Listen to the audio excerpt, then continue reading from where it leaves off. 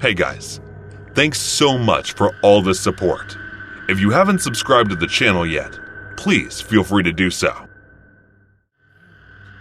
The hot sun was going down in the west, making long shadows on the calm streets of Willowdale, a small American town. It felt like summer was coming, but for Emily Turner, who was in her late 20s, summer meant more than just sunny days. Emily was a lively and ambitious woman, married to Mark, a lawyer doing well in his career. They looked like a great couple, with their love story filled with lazy summer days and romantic nights under the stars. But Emily didn't realize that the summer of 2024 would reveal the problems in her seemingly perfect life. One hot afternoon, Emily got an invitation to the Willowdale Country Club Summer Gala. The event promised a night of music, dancing, and enjoying the summer. Unfortunately, Mark said he had to work and couldn't go. Disappointed but determined to have fun, Emily decided to go by herself. When she walked into the big ballroom, the warm breeze brought the smell of flowers. Emily's eyes met Jake Anderson's, a charming and mysterious guy. Jake, with his handsome and confident look, had a captivating charm that pulled Emily in like a moth to a flame. They danced under the sparkling lights, surrounded by music, like a warm summer night's hug. Emily felt unsure about her feelings as she was attracted to Jake, which made it difficult for her to stay committed to Mark. One evening, when Emily and Jake were alone, there was a tense atmosphere. The room felt smaller, and when their eyes met, they shared a connection that didn't need words. Amid strong emotions, Emily made a decision that would change her life. In a secret meeting, she told Jake about her feelings, and there was a lot of uncertainty in the air. When their fingers touched, it created a spark, making their hearts feel intense emotions. In the days that followed, Emily felt a mix of guilt and desire inside her conflicted feelings. Mark, unaware of the growing trouble, remained unaware. The secret relationship between Emily and Jake became more intense, reaching a point of undeniable closeness. Lost in each other, Emily and Jake's lives collided, leaving them breathless after indulging in a forbidden passion. However, they didn't realize that the lies they were telling would eventually come to light, leading to unexpected consequences. The complicated mix of love, betrayal, and desire created a difficult situation for Emily, who now had to deal with the fallout of her significant choice. But there was a twist, as Emily didn't know that Mark wasn't working that night. Instead, he was at his workplace and spent his sweet moments in his quiet cabin with Melissa, a colleague. Their affair was a well-kept secret hidden behind Mark's successful career and Emily's trust. She didn't know that he was also cheating on her. As the summer night went on, Emily and Jake's connection got stronger. The air was charged with tension, matching the rising outside temperatures. They exchanged looks and shared secrets, and their laughter filled the night. Emily, caught up in the summer affair, felt a sense of freedom she hadn't felt in years. Meanwhile, on another day at the cabin, guilt troubled Mark as he tried to make sense of his actions and the image of the devoted husband he used to be. The summer air, once promising love, now felt heavy with the weight of betrayal. Days turned into nights, and Emily and Jake's secret relationship became more intense. They met in private, their hidden meetings reflecting the heat of the summer in Willowdale. The small town, unaware of the unfolding drama, continued enjoying the warm season. One crucial summer evening, Emily and Jake were at their usual spot, a quiet lakeside gazebo surrounded by fireflies. when Mark accidentally discovered their secret. Shocked and furious, he confronted Emily, asking for an explanation for her betrayal. The once magical summer night now felt tense and full of deceit. As the truth came out, Emily felt her heart sink. The summer affair, initially fueled by a desire for freedom and excitement, had turned into a web of lies that could unravel her entire life. Mark, torn between anger and heartbreak, left the gazebo, leaving Emily alone to face the consequences of her choices. The days that followed were a mix of emotions for Emily. The once lively and carefree summer had turned into a time of facing the consequences. The affair had brought a dark cloud over her life, and she struggled to put together the pieces of trust that were now broken. Hoping to find comfort, Emily turned to her best friend Luna. They sat on the porch of Emily's lovely house, the warm summer breeze reminding them of the choices made and the consequences they brought. With tears in her eyes, Emily shared with Luna about the affair and the pain it had brought. At the same time, Mark also felt guilty when he saw his wife cheating on him, so he also shared about his affair. Both couples were disappointed with each other and fought to fix their issues. As the summer days went by, Emily and Mark had to decide whether to save their marriage or let it fall apart because of the betrayal. The season that was once joyful now felt heavy, always bringing back memories of the choices made during those hot, hazy nights. In the end, Emily and Mark decided to face the problems in their marriage. They went to counseling and talked honestly, trying to rebuild the trust that the summer affair had shattered. It was a tough and long process, but as the summer came to an end, a little bit of hope appeared on the horizon. The Willowdale Country Club Summer Gala, where the affair started, completed its cycle as Emily and Mark went together, holding hands. The air, still warm with the remaining touch of summer, carried the hope of redemption and renewal. The couple danced under the sparkling lights, their steps matching the rhythm of a love that had been challenged by the heat of a summer filled with deception. It was summer break, and my family, didn't go on any trip, unlike every break. I was just 8 years old and my younger sister was 3. We were playing along with other kids who lived in the same building as us, just on different floors. The building is not exactly an apartment building, it's more of a multi-storied house. The front gate is a bit further from there and the only entrance and exit of the building. So, since we were downstairs and playing, anybody who would enter or exit the building would be visible to us, and we'd greet them because every tenant knows us and we know them, as well as their family members who might visit them. A new person visiting any tenant is rare but not impossible, and right adjacent to the big entrance gate is a small old-style window with grill, but it has a small opening at the bottom. We were all playing, but then I got tired and sat on one of the chairs placed on the porch area, and from there, the window thing was on my right side and I could see the gate clearly. I was just looking out when I noticed a man staring at the gate, and he was able to look at my sister and friends through that gate. It concerned me when I realized that he wasn't even trying to look away and was just staring at them blankly.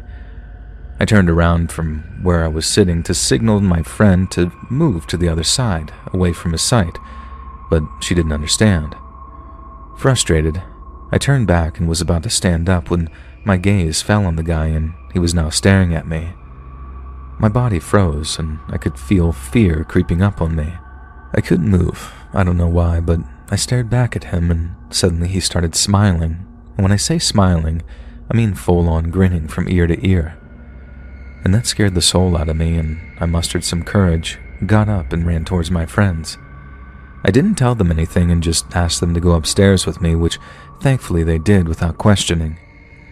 I didn't tell anything about this to my parents because I thought that they would stop me from going downstairs to play. The next day, we came to play again, and I looked through the window just to make sure that he wasn't there. Fortunately, he wasn't, or so I thought. 15 minutes in and I spotted that guy again. He was, again, standing at the very spot and staring at us, at me. I tried to play it cool because my friends knew nothing about him, but I couldn't for long and we went back inside again.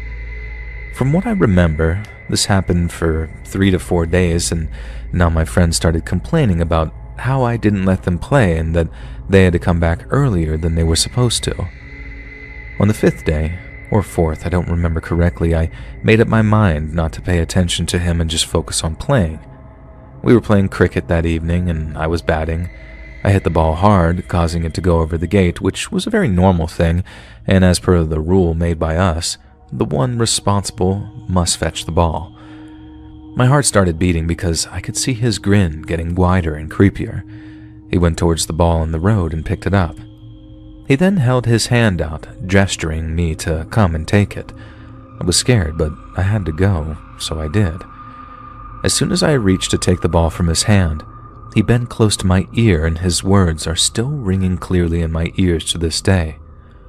"I'm a good man. Look at the window when you go inside. I'll leave something for you." That sent shivers down my spine and I ran with the speed of light. After we were done playing, I saw him sliding a piece of paper through the little opening. He then looked at me, grinned, and waved goodbye. I grabbed the paper and opened it. He had written his phone number and asked me to call him at 2 in the afternoon, knowing my parents would be asleep by that time. It was also written that if I didn't do it, my friends' lives would be in danger.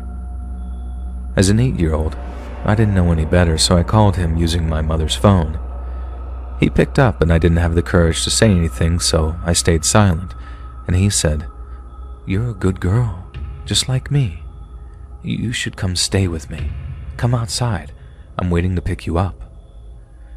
Since I lived upstairs, I went to the balcony and he was actually standing near the gate, looking directly at me, waving and smiling. I couldn't contain it anymore, so I started crying and disconnected the call. I ran inside and bawled my eyes out in my room. Thankfully, my mother didn't wake up and I cried it all out. I didn't go out for the next few weeks and everybody kept asking me about it. I still didn't tell them. That guy stopped coming too, and I don't remember when he stopped coming, but he did and I was relieved. And eventually this experience just started fading and I grew up. Fast forward 10 years, I was 18 and my mother asked me to buy some snacks. I took my sister and went out. And the shop that I had to go to was at the end of the road, several houses away, so not too far. I was standing in a queue when I felt uncomfortable because the man behind me kept pushing me.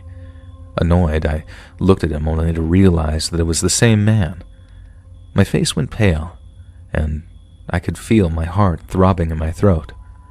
I tried not to panic and calmed myself down by telling myself that he couldn't do anything in public. There were tons of people there, and that gave me a sense of security. As soon as my order came, I took out my wallet hastily to pay, but he beat me to it.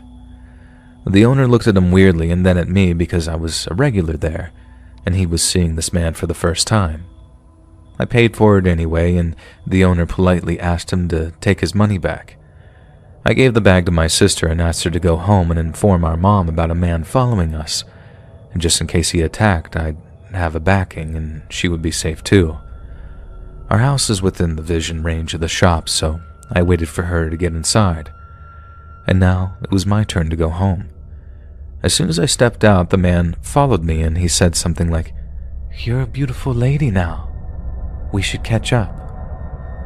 I kept walking and walking, but now that we were far from the shop, he started speed walking and I had to walk faster. I could feel goosebumps all over my body. I started running and I could see him catching up to my speed when the owner called for him loudly, saying that some of his money was still at the counter and asking him to come back, which gave me enough time to get inside and lock the gate. I haven't seen him since that day and it's been 2 years. I'm 20 now and I hope to never meet him again, and I hope I never see him again. I don't know why, but it's instilled a sort of paranoia in me, and I dread seeing him when I turn 28.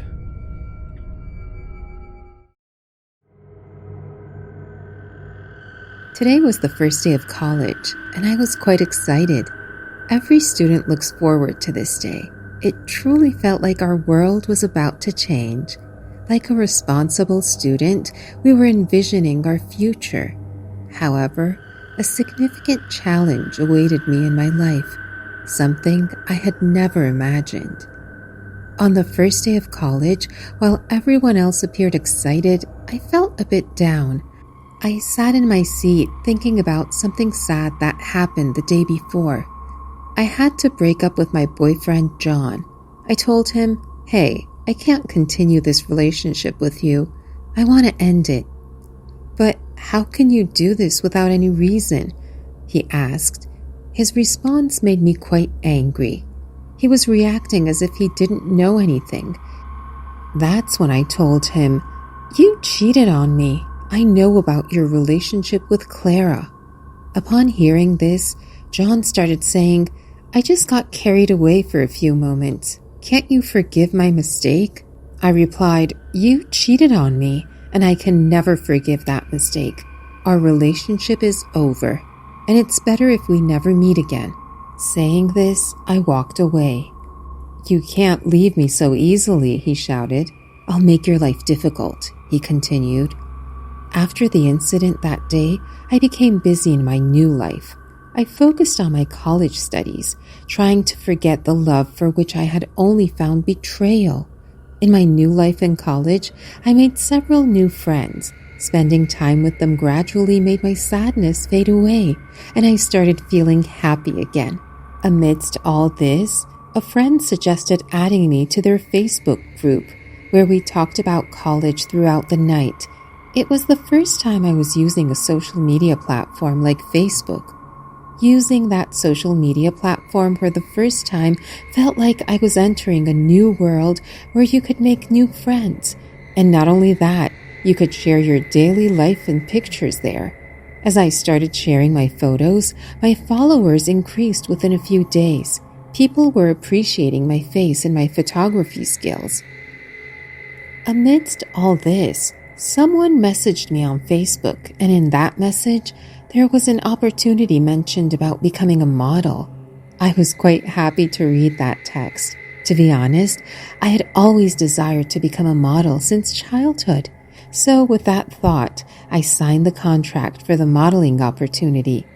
After that contract, my life completely changed. Currently, I have become a famous model, which has led to my followers on Facebook reaching up to the millions. My fan following had grown so much that I couldn't even imagine it. I was quite happy with my modeling career, and I took pride in my hard work and talent. But amidst all this, I couldn't have imagined the incident that was about to happen. While everything was going well, one day news was circulating with blurred, explicit images of me.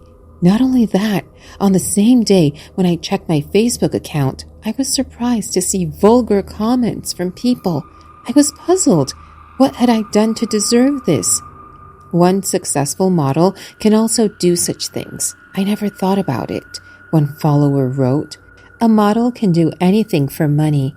Today I have seen it. Shame on you, Scarlett Wilson." Reading all these comments, my heart was shattered, but I still couldn't understand what I had done and whose explicit images those were. Then I received a message on my Facebook account. It was from one of my fans, who was also my well-wisher. They sent me a link to a fake account under the name Scarlett Wilson. In that account, there were explicit pictures of me that someone had edited and posted. It was clear that someone had taken advantage of my Facebook pictures. After this discovery, I went to the police station. "I need to file a report," I told the police officer. After that, the police officer informed the cybercrime unit about the case, and they started searching for the culprit who had done this to me. The actions of this perpetrator not only caused distress in my mind, but also attempted to harm my career as a successful model. Now, whenever I went out, I had to hide from the media to avoid scrutiny. Amidst all this, the media made my life difficult. On the other hand, on the Facebook platform, some fans were criticizing me, while others were supporting me. Suddenly, I received a call from the police station asking me to come there. Upon hearing this, I went to the police station, and as soon as I stepped inside, I saw my ex standing there with handcuffs in his hands. Seeing him like that surprised me a lot. At that time, the police officer told me that my ex, John, was behind the fake Facebook account. After our breakup, he couldn't handle seeing me successful in my career, and out of jealousy, he planned to tarnish my reputation. It was shocking to hear all this, and my hatred for him grew. After all, who could do such a thing to a girl? Today, John is in jail, and due to his involvement in cybercrime, he'll have to spend a significant part of his life behind bars. After the truth came out in front of people and the media, they supported me, and slowly my reputation improved, just like it was before. Now that John is in jail, I've decided to keep moving forward. Despite facing challenges, I've got support from people in the media again. I'm determined to concentrate on my successful modeling career and leave this difficult chapter behind. It's a reminder that in tough times, the truth wins, and being strong helps overcome obstacles. I appreciate the support I got, and I'm hopeful for better days ahead.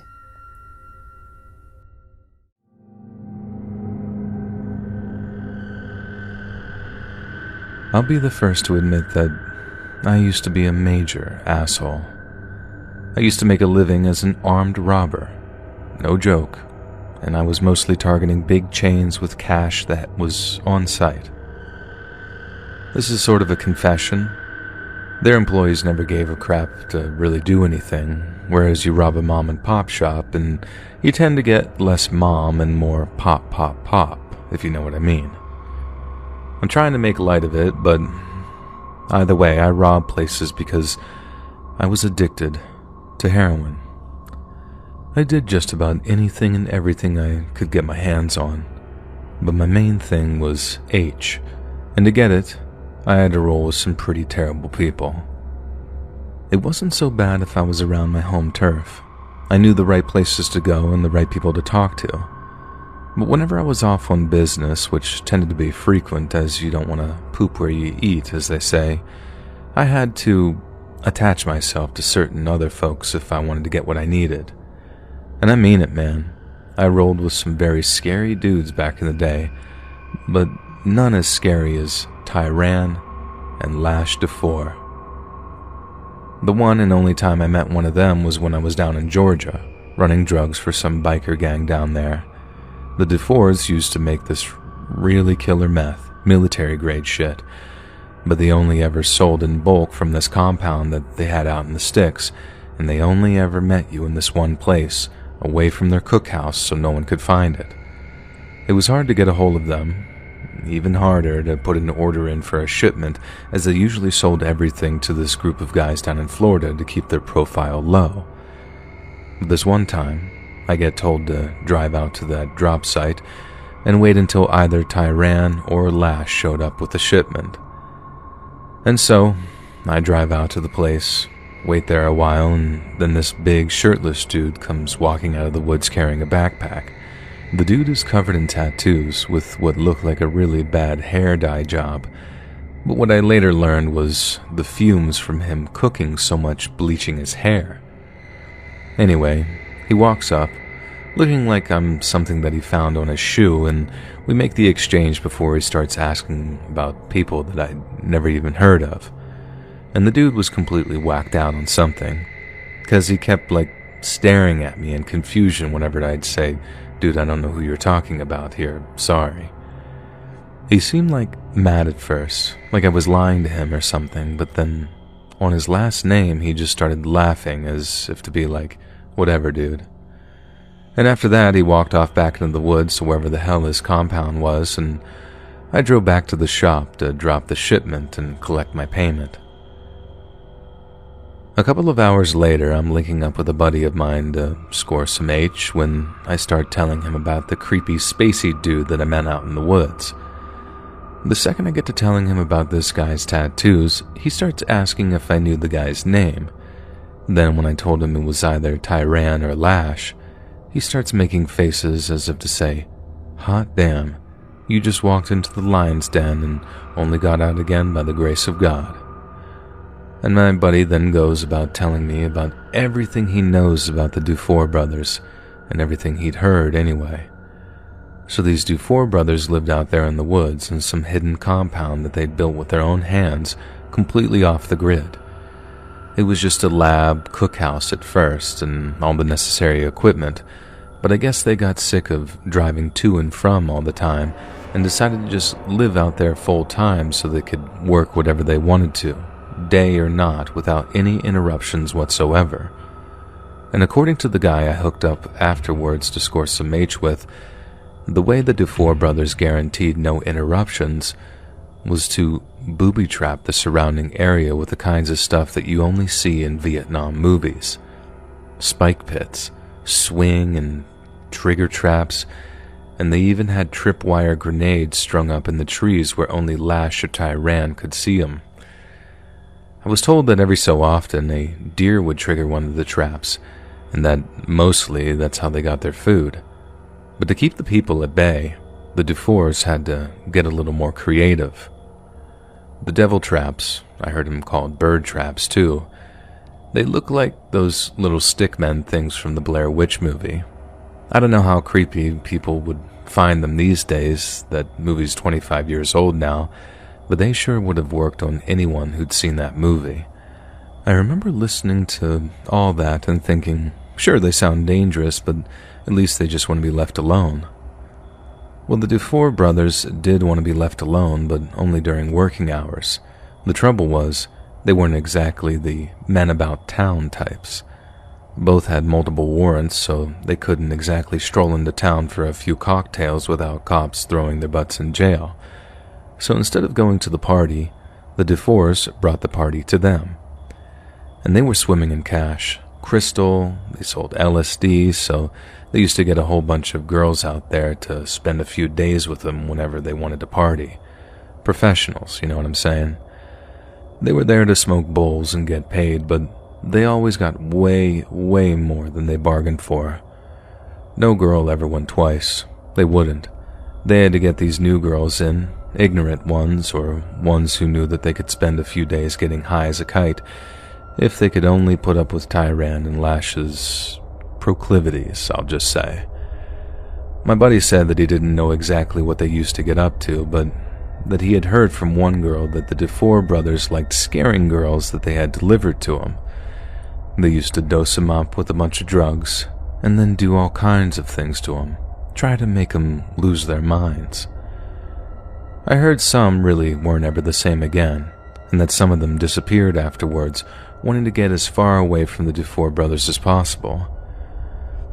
I heard they were into some weird religious stuff out there too, something like Santeria, but probably a lot more like devil worship by the sounds of it. Supposedly, Lash and Tyran used to get high as hell, light fires, cut the heads off of animals they trapped, and then drink the blood in these messed up, meth-fueled ritual-type binges. They had all kinds of old books lying around on witchcraft and Satanism and how you can, open up portals with your mind if you think on it real hard. All kinds of crazy crap like that. I think Lash had all sorts of devil tattoos too. Like it wasn't just a style thing for him. They really believed it. I mean, they always said those boys were crazy.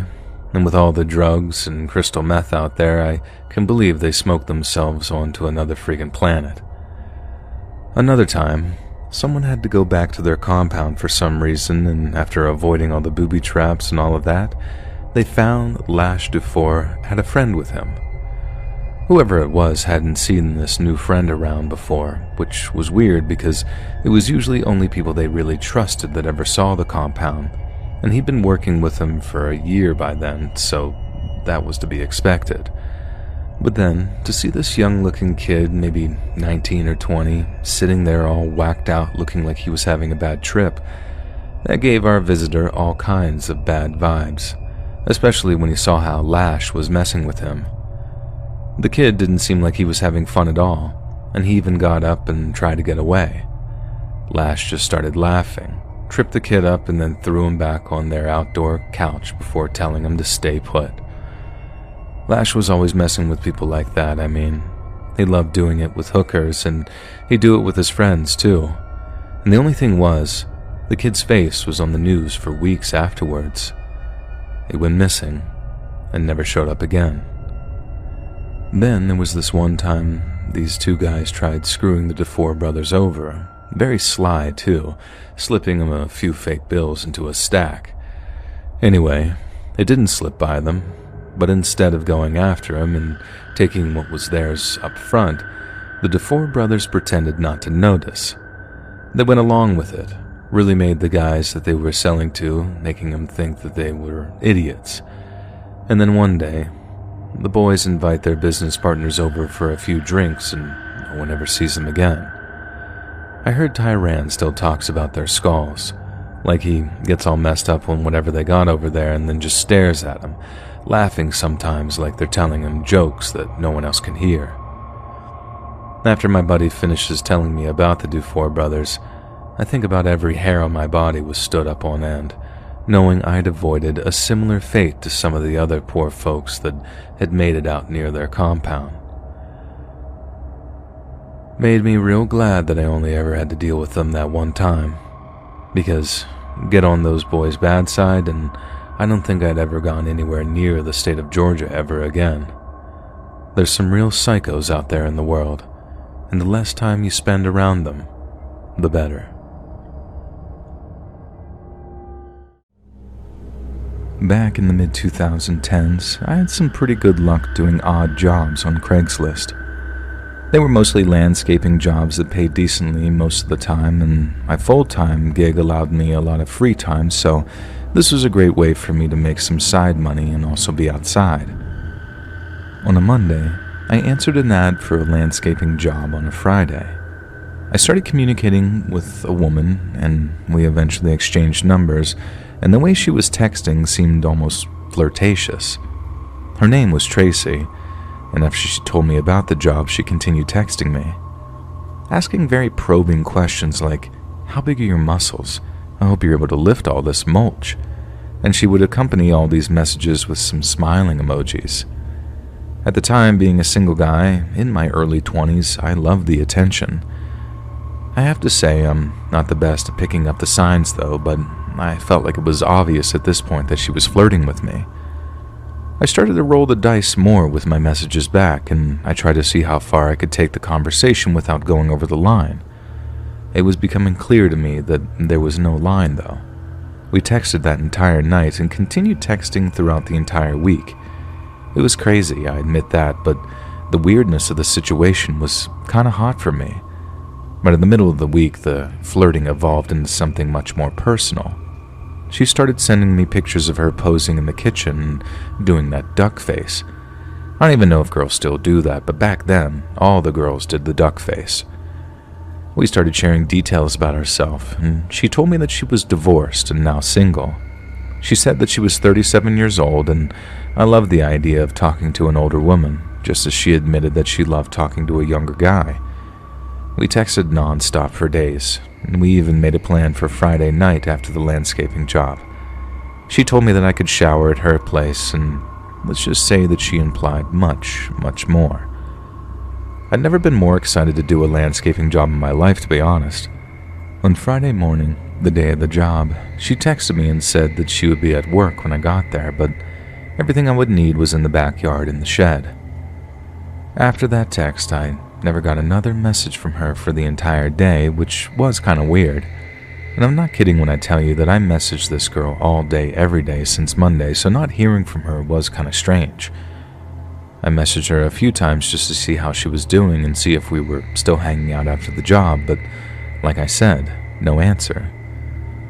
All day long, I couldn't shake the thought that I had been catfished all week. Some creep was probably messaging me pretending to be a woman. And by 4 p.m, I was just about done with the job, and since I hadn't heard from Tracy, I had given up hope that she was even a real person. Not 5 minutes later, I felt a jolt of excitement as I saw a green sedan pull into the driveway, and I couldn't believe my eyes. It was Tracy, the same woman from all the pictures on my phone. I smiled, but she didn't even look at me and just parked and walked inside the house. I started walking to the house, and then this big white truck pulled in behind Tracy's car. The driver got out aggressively and stormed into the house. He was a huge man, like very muscular huge, and he looked almost like a professional wrestler or even like a pro football player. He was bald, but he had that sort of clean bald look. I had no idea what was happening, but no matter what, I had to go inside so I could get paid for all this work. The front door was open, and only the screen door was shut. I sort of shouted through the screen that I was finished with the work and that I was coming inside to meet Tracy for the payment. I entered the screen, and as I walked a few feet into the house, the large man moved in behind me, standing in front of the screen door. Tracy emerged from the room in front of me, and in a very hysterical voice, she shouted, "That's the guy, babe. That's the creep from Craigslist who won't stop texting me." This giant man started stepping to me and cussing me out for hitting on his wife. I immediately went into self-defense mode and shouted, "Whoa, man, she told me she was single. I got the messages to prove it." The guy paused for a second, looking at me, and I could hear Tracy shouting "liar" behind me. And while she was screaming, the man started to get hot, and he started screaming at her. And before I knew it, I was in the middle of an argument that I didn't want to be in. Tracy continued to call me a liar among many other things, and at the same time was yelling at the large man. Tracy's husband effortlessly pushed me out of the way and aggressively made his way towards her. When he was just inches away, she pulled out from behind her back one of those sort of meat tenderizers, I think it was. It was almost like a spiked mallet thing that some people might have in their kitchen, and she strikes him in the head. And it must have been a pretty good shot because he fell over instantly. He tried to get up, but couldn't get up off his knees. He just stood there, clutching his head in pain. I kept shouting, asking if he was okay, but he wasn't saying anything. I was so confused. And I looked up, and now Tracy started running at me with that mallet in her hand. And without thinking, I just kicked at her towards her ankle or something, causing her to fall on her face. And while both these freaking psychos are on the ground, I ran out of the house. And once I drove off, I called the police, telling them everything that had happened. And from what I know, they did arrest Tracy that evening, but I don't think the husband pressed charges, though. That man, who was no saint, I might add, eventually paid me for the work that I did, and in hindsight, I just think I was an innocent victim of a very toxic relationship that hit a very strong boiling point. In many ways, it's a good thing that I was there and called the police when I did, because if I didn't, who knows what Tracy or her husband could have done to one another, or worse, what they could have done to somebody else if they answered that ad instead of me. It was a typical Friday night in Dallas, bustling with activity and the usual hum of city life. The neon glow of the 7-Eleven sign bathed the intersection of John West Road and La Prada Drive, making a convenience store that had become the epicenter of an unexpected tragedy. As the clock ticked towards 9 p.m., the atmosphere outside the 7-Eleven was charged with excitement and anticipation. A group of teenagers, ranging in ages from 12 to 17, gathered near the entrance, their laughter echoing through the warm night air. Little did they know that the course of their evening would take a dark turn. At precisely 9:05 p.m., chaos erupted. Shots rang out, tearing through the once jovial atmosphere. Panic ensued as people scattered in every direction, seeking refuge from the sudden violence. The tranquility of the suburban night shattered as the community became a scene of fear and confusion. Dallas police swiftly responded to the distress call, their sirens piercing through the cacophony of the night. As officers arrived at the 7-Eleven, they discovered 5 victims, all teenagers, with wounds that spoke of the indiscriminate violence that had unfolded. The victims, ages 12, 13, 14, 16, and 17, were rushed to the local hospitals, fortunate to have survived with non-life-threatening injuries. Detective Ramirez, a seasoned investigator with a no-nonsense attitude, took charge of the case. The 7-Eleven, usually a haven for late-night snacks and quick stops, now stood as a crime scene. Yellow police tape fluttered in the night breeze, cordoning off the area as Ramirez and his team began their meticulous examination. The initial investigation painted a grim picture. An unknown suspect had targeted the group of teenagers, firing at them before disappearing into the night. The motive remained elusive, leaving the community on edge and demanding answers. The following morning, as the sun rose over Dallas, the incident at the 7-Eleven lingered in the hearts and minds of the neighborhood. Concerned citizens gathered near the crime scene, their faces etched with worry. Among them were Marcus Estelle and Mitchell Kennedy, community activists with a deep connection to the area. Estelle, a man with a commanding presence, voiced the sentiment of many. "Where are the parents? 9:50 at night. You've got 12 and 13 and 14-year-olds out here getting shot. Where are the parents of these children?" Kennedy, his companion in activism, echoed the sentiment. "It's really heartbreaking. I mean, you've got to care. I care, because I'm tired of seeing this, man. I really am." The two activists believed that combating senseless violence required a collective effort. They spoke passionately to the gathered crowd, urging unity and a commitment to creating a safer environment for the youth. As the community grappled with the aftermath of the shooting, Detective Ramirez and his team delved into the surveillance footage from the numerous cameras surrounding the 7-Eleven. The hope was that these electronic witnesses would reveal the identity of the elusive shooter, providing a breakthrough in the ongoing investigation. Meanwhile, the wounded teens began their slow journey to recovery in hospital beds. Friends and family gathered by their sides, the traumatic events of the previous night casting a somber shadow over what should have been a carefree weekend. Detective Ramirez, fueled by a sense of duty and justice, spent hours poring over the surveillance footage. The 7-Eleven, a seemingly innocuous backdrop to the unfolding drama, became a central focus in the quest for answers. The flickering glow of the neon sign outside the store seemed to taunt Ramirez, a reminder of the night's harrowing events. Days turned into nights, and the investigation pressed forward. Ramirez interviewed witnesses, studied ballistics reports, and connected the dots that would eventually lead him to a breakthrough. A witness, who had been near the 7-Eleven that fateful night, came forward with a vital piece of information: a distinctive tattoo on the suspect's arm. Armed with this new lead, Ramirez intensified the search for the shooter. The community, too, rallied behind the police, determined to bring the perpetrator to justice. Flyers with the suspect's description adorned every storefront in the vicinity of the 7-Eleven, urging anyone with information to come forward. One evening, as the sun dipped below the horizon, casting long shadows over the 7-Eleven, Ramirez received a crucial tip.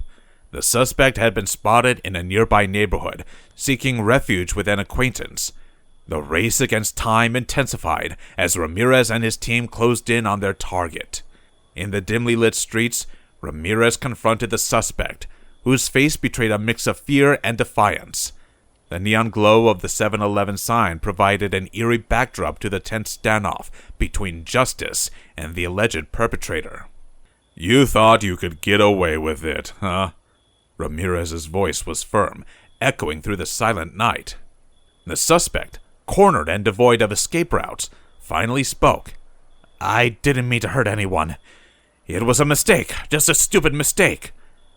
Ramirez, unmoved by the plea, handcuffed the suspect and led him away from the scene. The 7-Eleven, now bearing witness to the resolution of a community's turmoil, stood silent in the night. In the courtroom, the suspect faced charges related to the shooting at the 7-Eleven. The victims, their families, and the community at large awaited the culmination of a legal process that would bring a measure of closure to the harrowing incident. As the trial unfolded, the courtroom buzzed with tension. The 7-Eleven, once a symbol of convenience, had become a focal point in the fight against senseless violence. The prosecutor, emphasizing the gravity of the crime, pointed to the surveillance footage that captured the suspect's reckless actions.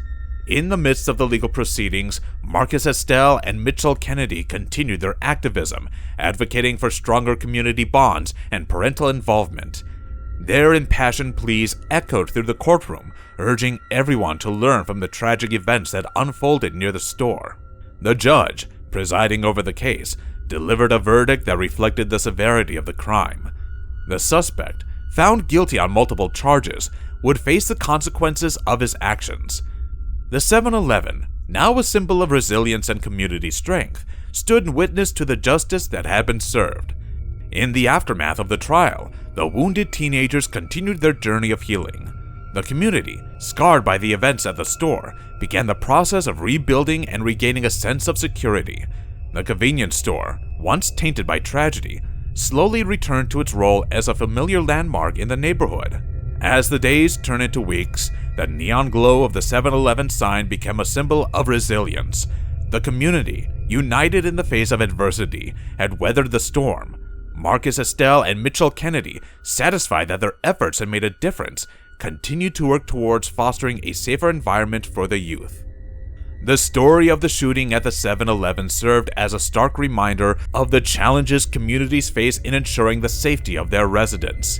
In the end, it was a collective effort, from the dedicated detectives like Ramirez to the impassioned activists like Estelle and Kennedy, that brought resolution to a nightmarish incident that had unfolded under the flickering neon lights of a convenience store. I discovered the Subwell with my friend Julia. We just got back from a camping trip where we experienced the scariest thing either of us have ever experienced. So Julia and I are both women in our early 20s, and we were out camping in a remote area of Montana that isn't super popular, but it's still fairly popular amongst locals who camp a lot like we do. Which meant that it wasn't super unusual when we saw a group of 3 guys who looked to be a little bit older than us drive past our camp about an hour after we had set up our chairs and table. We just assumed that they were searching for a good spot to camp. But then, when the car was still in our sight through the trees, we saw it turn around, and as it was driving back, we both noticed one of the guys sticking his phone out the window and seemed to be recording us. Both of us thought it was really weird, and I walked a bit closer to take a picture of their license plate as a safety measure, but when I got closer, I saw that the back plate had all the numbers covered with black paint. Julia and I both got bad vibes from this, but both of us were aware that men are creeps towards women all the time, and both of us are prepared with bear spray because Montana is grizzly bear country, and we decided it wasn't a weird enough interaction to pack our stuff and find a different spot. We decided to set up an empty tent outside and sleep in my car instead to trick people into thinking that we were sleeping in the tent in case anyone tried to attack us. Now later that night, while we were both asleep in my car, we heard branches rustling and snapping near the empty tent despite the calm weather. Initially, we assumed it was a bear trying to reach the bear bag with our food and scented hygiene products, and then we heard male voices outside. I lifted my head to the window and saw the same car that had passed us earlier. I got off the air mattress on top of the back row of seats that we had put down to create a sleeping area and locked the doors individually to avoid the car making a beeping noise. Julia and I stayed still, hoping the men would leave.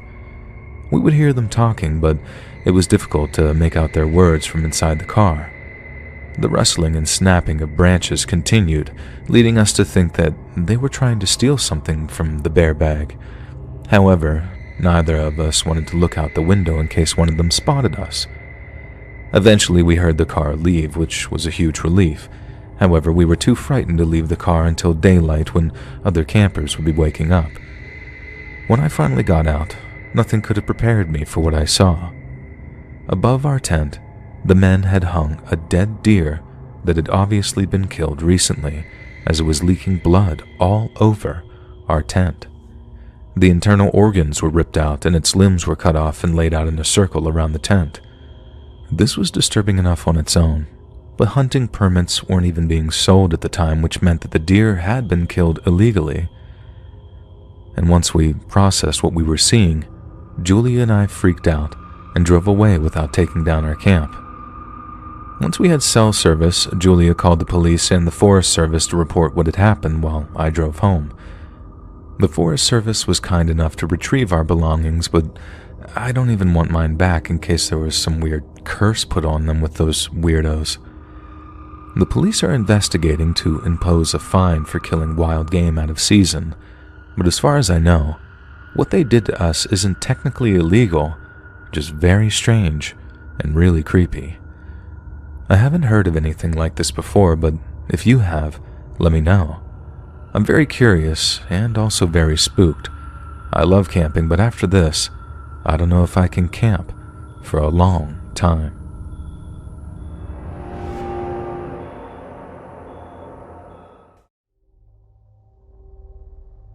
My friend Hannah kept badgering me to go on a double date while I kept denying it.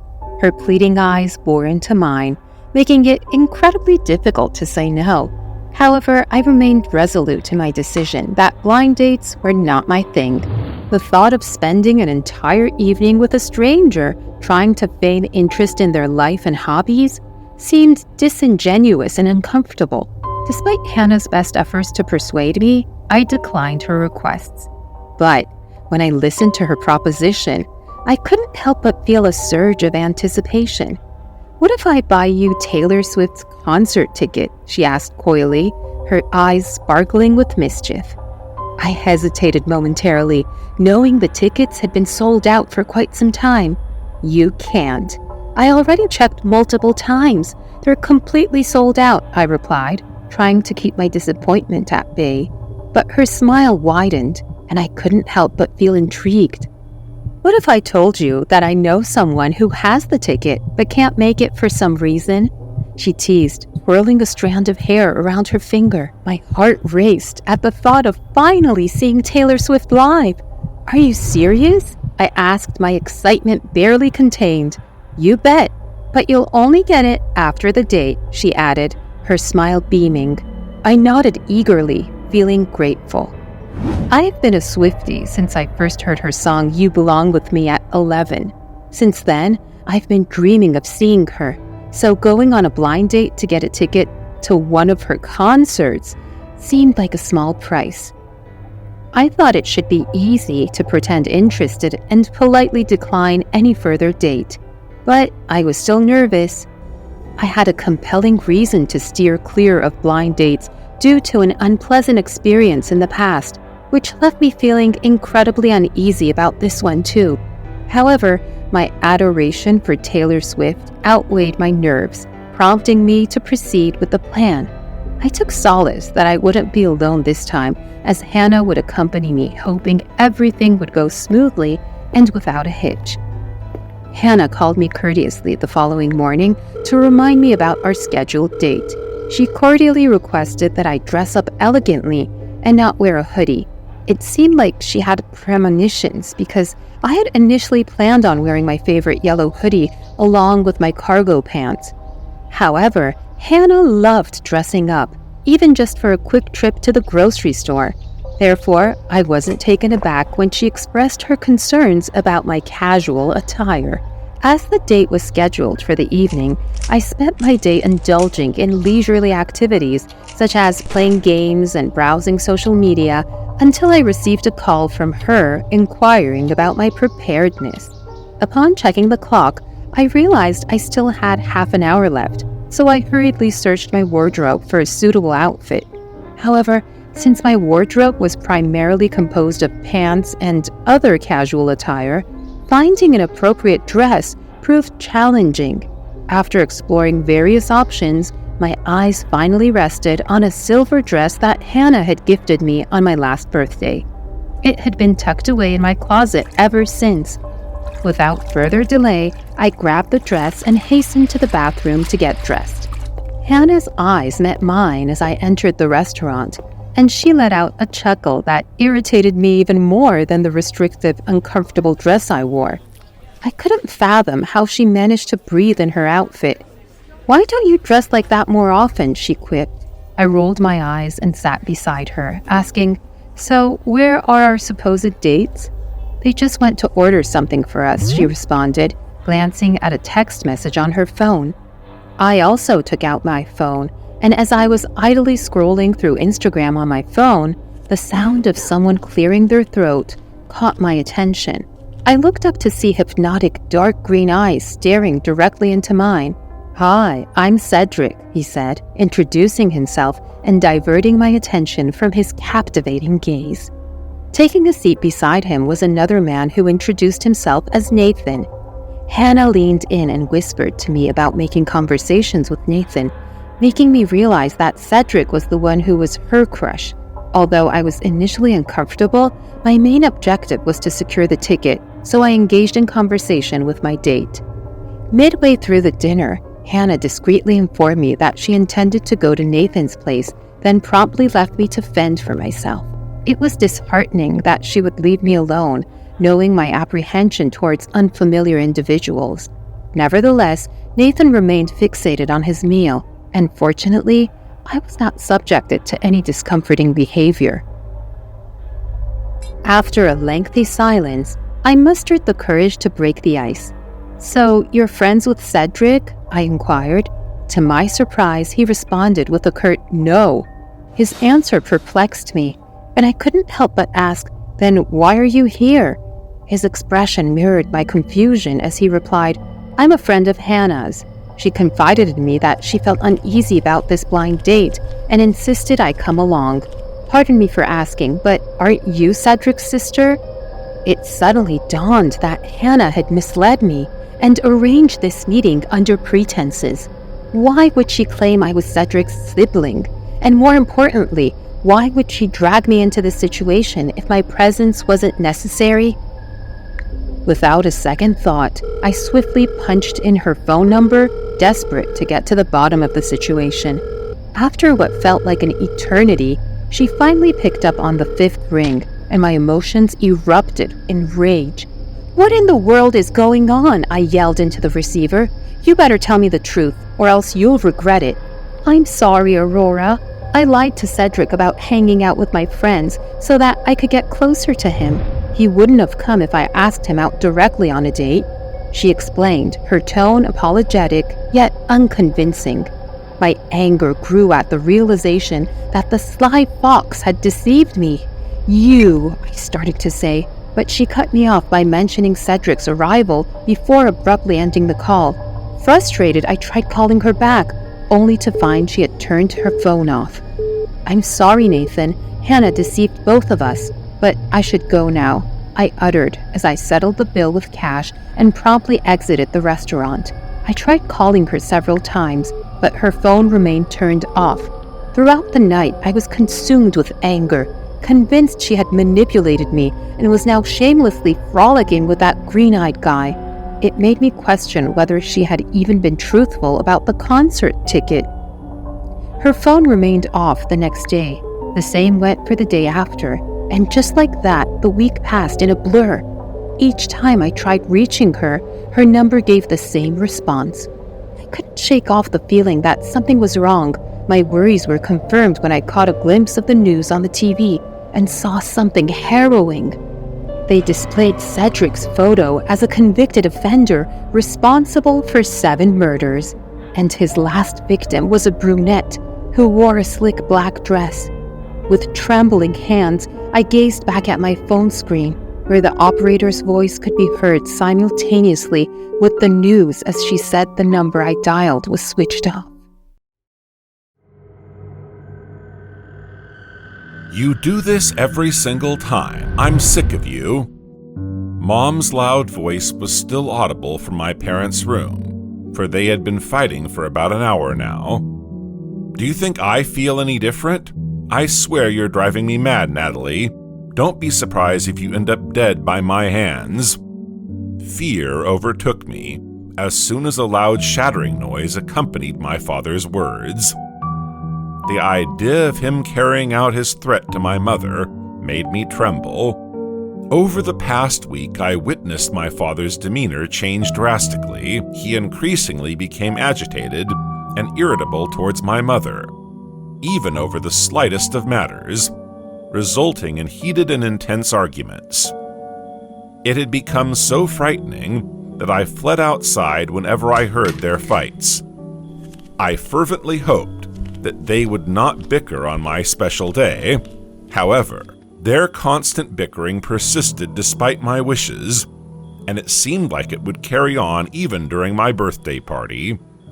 My heart grew weary, and I could no longer bear the tense atmosphere. Seeking solace, I ran to Mr. Duffy's house, where I spent the afternoon playing with his cat.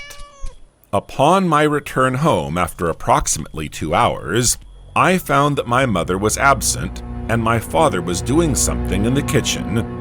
My eyes widened in shock and fear as I walked closer and found him cutting chunks of meat on the kitchen counter.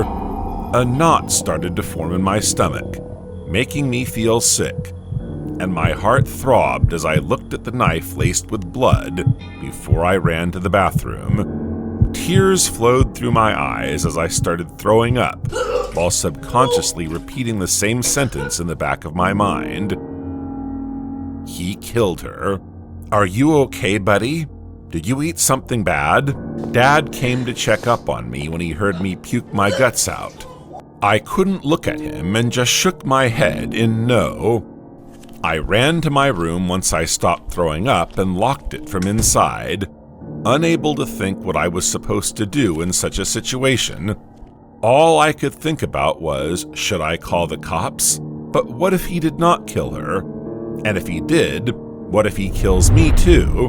With each passing second, my condition was only getting worse. About 3 hours later, Father called me to have dinner with him. I was scared to say no, and followed him to the dinner table. The moment I saw meat served for dinner, I couldn't help but feel sick again. I rushed to the bathroom and started throwing up. With a worried expression, Dad gave me to drink the medicine Mom used to provide me with for indigestion, and I quietly gulped it. Even more terrifying was that he did not mention her once and acted as usual. "Joe, buddy, come with me for a second." I was about to head upstairs when he called for me. My body automatically started to tremble as I hesitantly followed him. He led me to the game room, and as I entered, "Happy Birthday, Joe" echoed in the room as I scanned the room where Aunt Cecilia, my cousins, and Grandpa Max were looking at me, smiling. The room was filled with decorations that would have delighted me if everything was okay. But instead my heart sank deeper as my eyes filled with tears. "Aw, Joe is so moved by the surprise that he is crying," Freya remarked. I was so scared that I controlled my tears and walked to the white 2-layer cake and stood near Grandpa as he handed me the cake-cutting knife. But the moment I made the first cut, my eyes landed on the red inside the cake, freaking me out as I threw the knife afar, screaming. I found myself in a corner trembling as I covered my face, squatted down, and put my head between my knees while everyone hurried to my side and asked me what was wrong. That was when I heard, "Sorry I'm late. Oh my God, Joe, what happened?" I lifted my head in shock and saw Mom rushing to my side and squatting to my level. I couldn't control my tears and let them stream down as I jumped into her arms. Amidst my uncontrollable sobs, I pleaded with my mom to never leave me. All eyes were fixed on me as she comforted me with gentle pats until I eventually calmed down. "I'm sorry, son. I went to your Nana's place after the argument with your father. However, I was delayed because I was searching for something special." As she spoke, she took out the limited edition Lego racing plane I had been asking for months. "But why did you freak out from the cake?" Grandpa's question snatched my attention, and I gave Dad an apologetic look before muttering, "I thought it was blood." "What? This red velvet?" Freya asked, trying to mask her laughter, as she cut a piece and showed it to me. I nodded, trying to hide myself in Mom's arms. "I'm highly offended and proud at the same time. We are the ones who selected this cake," my twin cousins said at that same time. My dad crouched to my height and asked me why I thought it was blood. I hesitantly looked at him with a guilt-filled expression as I grabbed Mom's hem and explained everything. I hated how he looked at me in disappointment before saying, "I know I may have said that in anger, but I will never even imagine harming your mom. I love her more than anything." His gaze shifted to her as he stood up and started apologizing for fighting with her. We celebrated my birthday with smiles, and while everyone laughed at me, my mom grabbed my hand and squeezed it for consolation. My relatives left the next day, and my parents took me out for a movie. I continued feeling guilty toward Dad whenever I looked at him, so I finally mustered up the courage and made amends with him by apologizing for my misunderstanding. My parents have stopped fighting before me, which has been a relief, and even if they do bicker, I know they love each other unconditionally. Nonetheless, I still encounter feelings of sickness whenever I am present to eat meat or any non-vegetarian dishes. Fortunately, no one does that since my friends and those around me are super kind. They have never forced me to consume such meals or even eat them in my presence, which is something I sincerely appreciate. Although my confusion may seem comical to some, and even if I laugh at it today, when discussed among others, the incident profoundly impacted my 7-year-old psyche, causing me to experience recurring nightmares for several days. This story is from a female's point of view. When I was in college, I worked in an Applebee's to make ends meet. I worked there from freshman year to senior year, so I had some regular customers. I had one that tipped me the most, and his name was Larry. Anyways, one day, while at work, I received a friend request on Facebook from a guy that was really attractive. I checked his page out before I accepted it, and it seemed legit, and he was in my city. As soon as I accepted it, he messaged me and said, "Hey, thanks for accepting my request." That was usually code for creep when someone does that, but he was cute. I said no problem, and we continued to converse. Eventually, after a few days chatting, we decided to go on a date. I decided to meet at Chili's on a Friday at 6 p.m. because I don't know this guy, and maybe he's crazy. I arrived at the restaurant before him, and I messaged him to let him know that our table was under my name, and he said okay. After about 20 minutes, I messaged him back, but he didn't reply until 20 minutes later telling me that he wasn't going to make it. I was pissed, but I ordered and ate my food. I left and I drove home. When I got to my apartment, I walked up the stairs to get to my apartment and I hear something behind me. I get to my door, turn to my left, and I see a man standing at the bottom of the stairs looking at me. I look closer and I see that it's Larry, my customer at work. I frantically asked him, "What is he doing here?" And he told me it's okay. Always make sure you make it home safe. Then he said, "Sorry I couldn't make it to the date." I said, "What?" I tried unlocking my door, but I dropped my keys, and he started running up the stairs yelling, "It's not what you think." I grabbed the keys, unlocked the door, and ran inside, closing my door behind me. He started banging on my door, telling me he was my best customer and he deserved me. I called the cops, and they caught him outside in my car, just sitting there calmly. After that, I deleted all of my social media and dating apps. Then I quit my job at Applebee's. Ever since that experience, I'm very paranoid of people's intentions, and I always carry a pistol. Calling strangers over your house when you're alone is a big, dumb move, since you knowing for sure if they are a good person or not isn't an option when it's the first time you've met them. Anyway, I have learned this the hard way, so now I'm trying to warn others for doing something stupid before they end up regretting it. My house is pretty big for someone who lives in solitude. My daughters used to be here to fill it up with their laughs and chatters, but ever since I sent them off to the university hostel, it had become quite lonely. I married at the age of 21, when I was first pregnant with Louise. While my marriage was mostly because of my baby, I still felt grateful toward Kent when he was man enough to take me as his responsibility, when he couldn't just deny it, saying it was a silly mistake on his part. As time passed, I grew to love my husband, watching him to be a good, responsible dad, and I'm sure he felt the same way looking at the amount of love he showered me with. 2 years into our marriage, and I was once again pregnant with Avery, and he lavished me with gifts. He didn't let me lift a single finger throughout the pregnancy, and was always there for my every single need.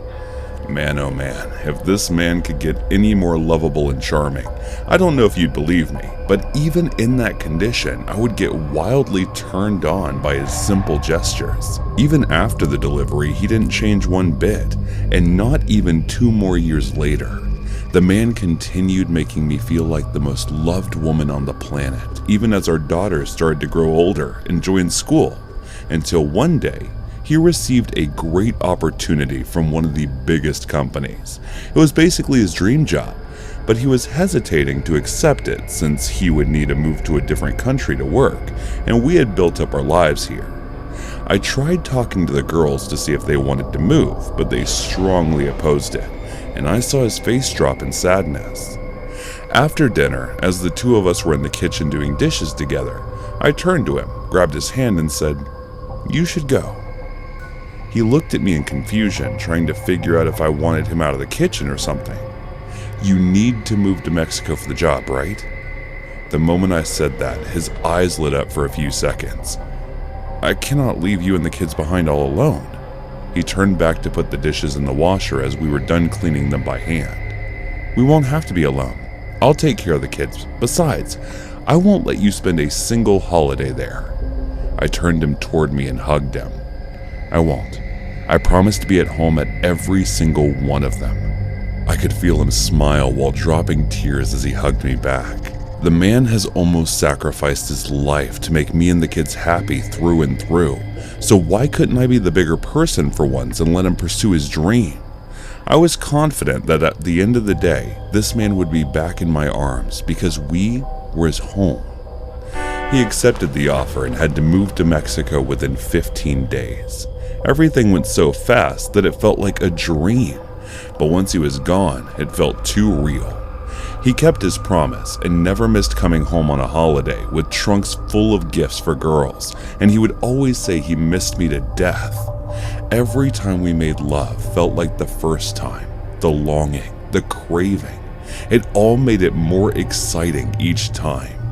But once he was gone, time would feel as if it was at a halt, if not for the girls making me busy with their shenanigans. Then finally came the day when both of them were accepted to the universities and went off to stay in the hostel. Sending them off was the hardest thing I had to do, even harder than when I sent my husband, because then I knew that I would have my children to keep my mind occupied. But once my girls were gone too, I became completely alone. Kent asked me over the phone calls multiple times if I was doing okay, and since I didn't want to worry him, I kept saying I was. I started to become used to the loneliness with time and kept my head busy with housework and my hobby, which was shoe designing. As I mentioned earlier, my house was big, so there was a lawn surrounded by beautiful plants, which was my doing due to boredom. There was a pipe leakage recently, so the lawn pipe, which was making it problematic for me. I tried talking to a few local plumbers, but they all said they needed to dig up the pipe to check the main issue. And since I didn't want to destroy my beautiful lawn, I was trying to look for an alternative.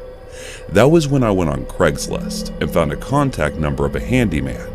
I tried calling him, and unlike other plumbers, he picked up on the second ring. I explained the situation, and he told me that it would be solved easily without the need to dig up anything. It came as a relief to me at the time, thinking my lawn wouldn't have to suffer the consequences of the leaked pipe. I mean, the guy said that it was a relatively simple job to do. I had no idea about any of that stuff, so whatever he gave me, I simply ate it up and believed him. The appointment was set for tomorrow, and I mentioned the address along with lines that it would be hard for him to find it, so he needed to give a call before heading out for me to share my location. First thing in the morning the next day, I received a phone call from him as he told me he was outside. I looked at the time and it was 7 in the morning.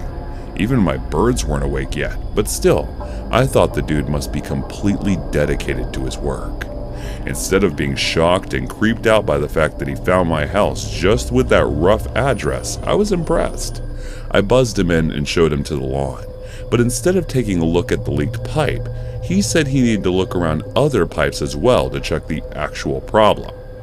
The way he was inspecting the pipes, he seemed legit, so I let him do his work and went ahead to get freshened up, as I had just been woken up by this guy. As I got out of bed, I was shocked to see him inside the bedroom checking every single thing. It alarmed me. "What are you doing?" I asked in a hesitant voice. "Ma'am, do you have a wrench?" He knew I saw him, but the abrupt change of subject disconcerted me. "Yes, but you could have waited out in the hall to ask me that." My displeased voice made him change his expression, which I noticed from the corner of my eye as I exited the bedroom, and he followed me. Asking him to stay right here in the kitchen, I went to the storeroom to get what he asked for, but as I was looking for the wrench, I felt a presence right behind me. He was standing so close to me that I could feel his breathing over me. I was so panicked that I could not speak for a few seconds as my hands were in the drawer.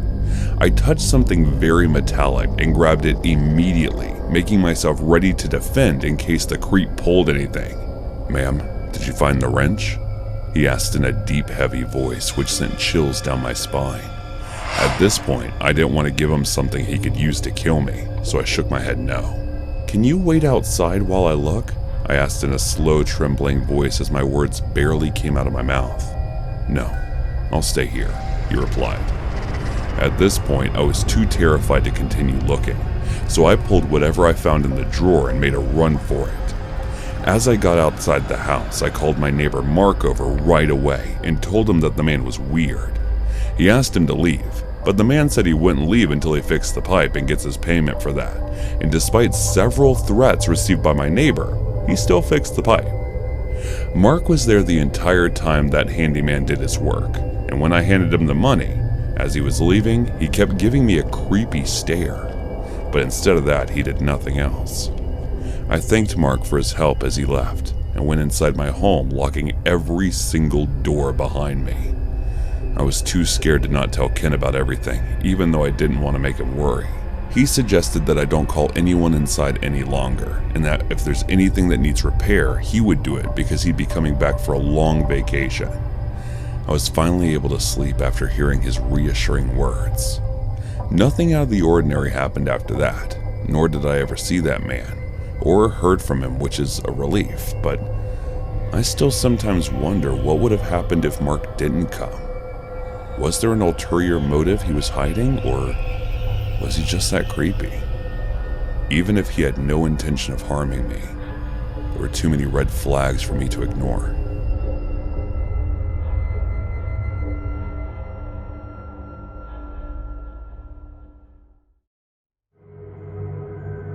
The incident I'm about to tell you still haunts me to this day. It happened to me when I was still in high school. A new game was in the craze at the time, Dragon Age Inquisition.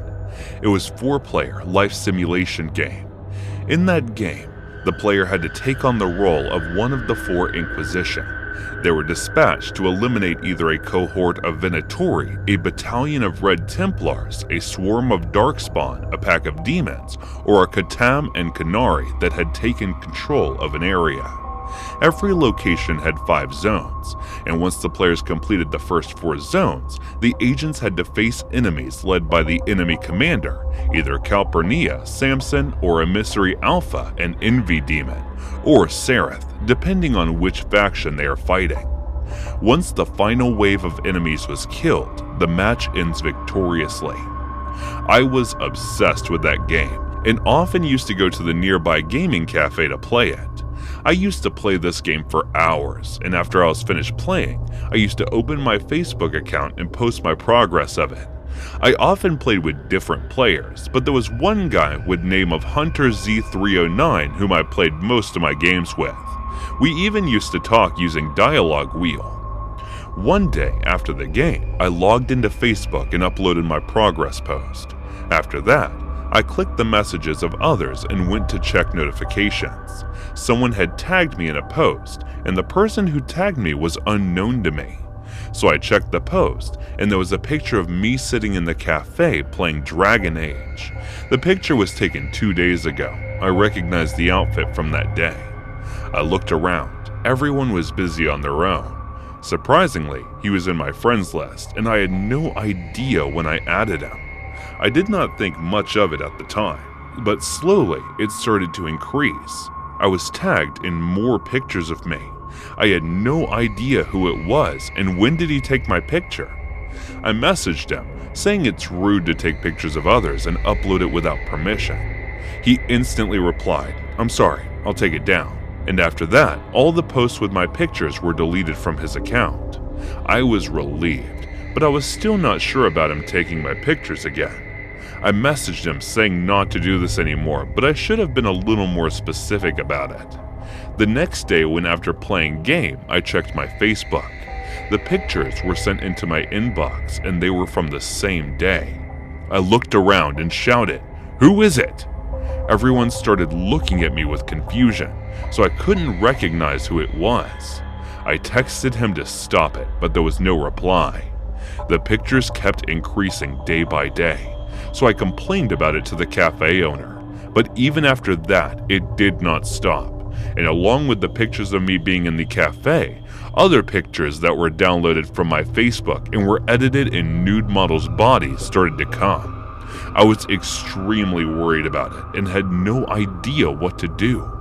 I thought of telling my parents about it, but since I used to come here by the excuse of going to the library, I was really scared, so I stopped going to the cafe.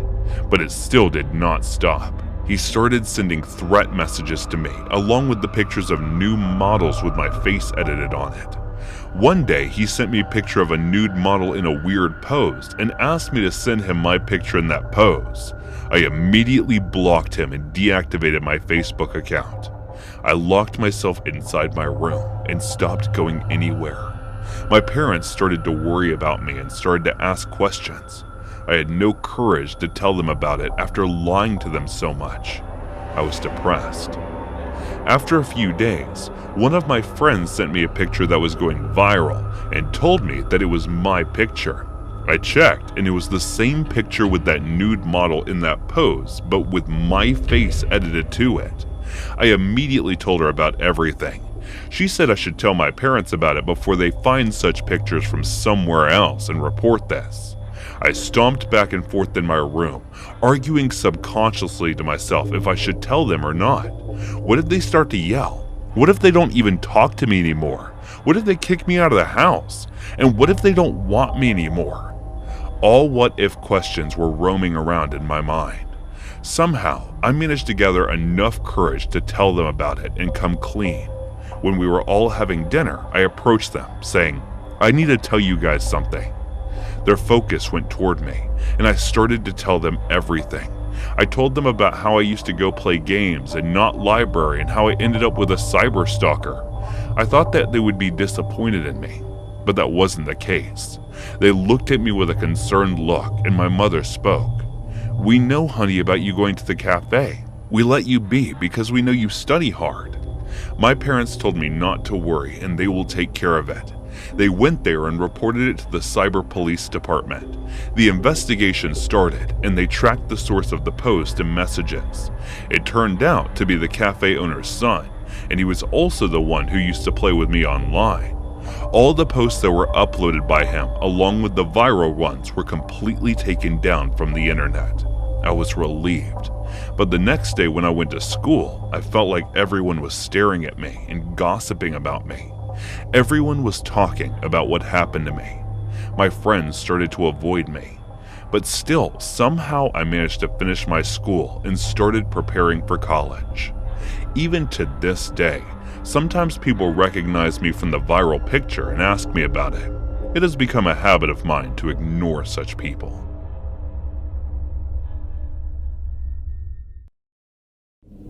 About 22 years ago, my mum got a frantic call from my uncle's best friend to say he had been arrested. Apparently, an ex-girlfriend had accused him of rape, but she was just being vindictive because he broke up with her. My uncle, Chad, is obviously innocent. We all love him. He is our charismatic, friendly, outgoing, loving uncle. He would never hurt anyone. The family all sent money for legal fees. They're in France and we're in South Africa. My best friend sends us all the updates, as no one ever thought to Google anything, so we're getting it from the source. He was found guilty, and the family was devastated, so we all sent money for an appeal.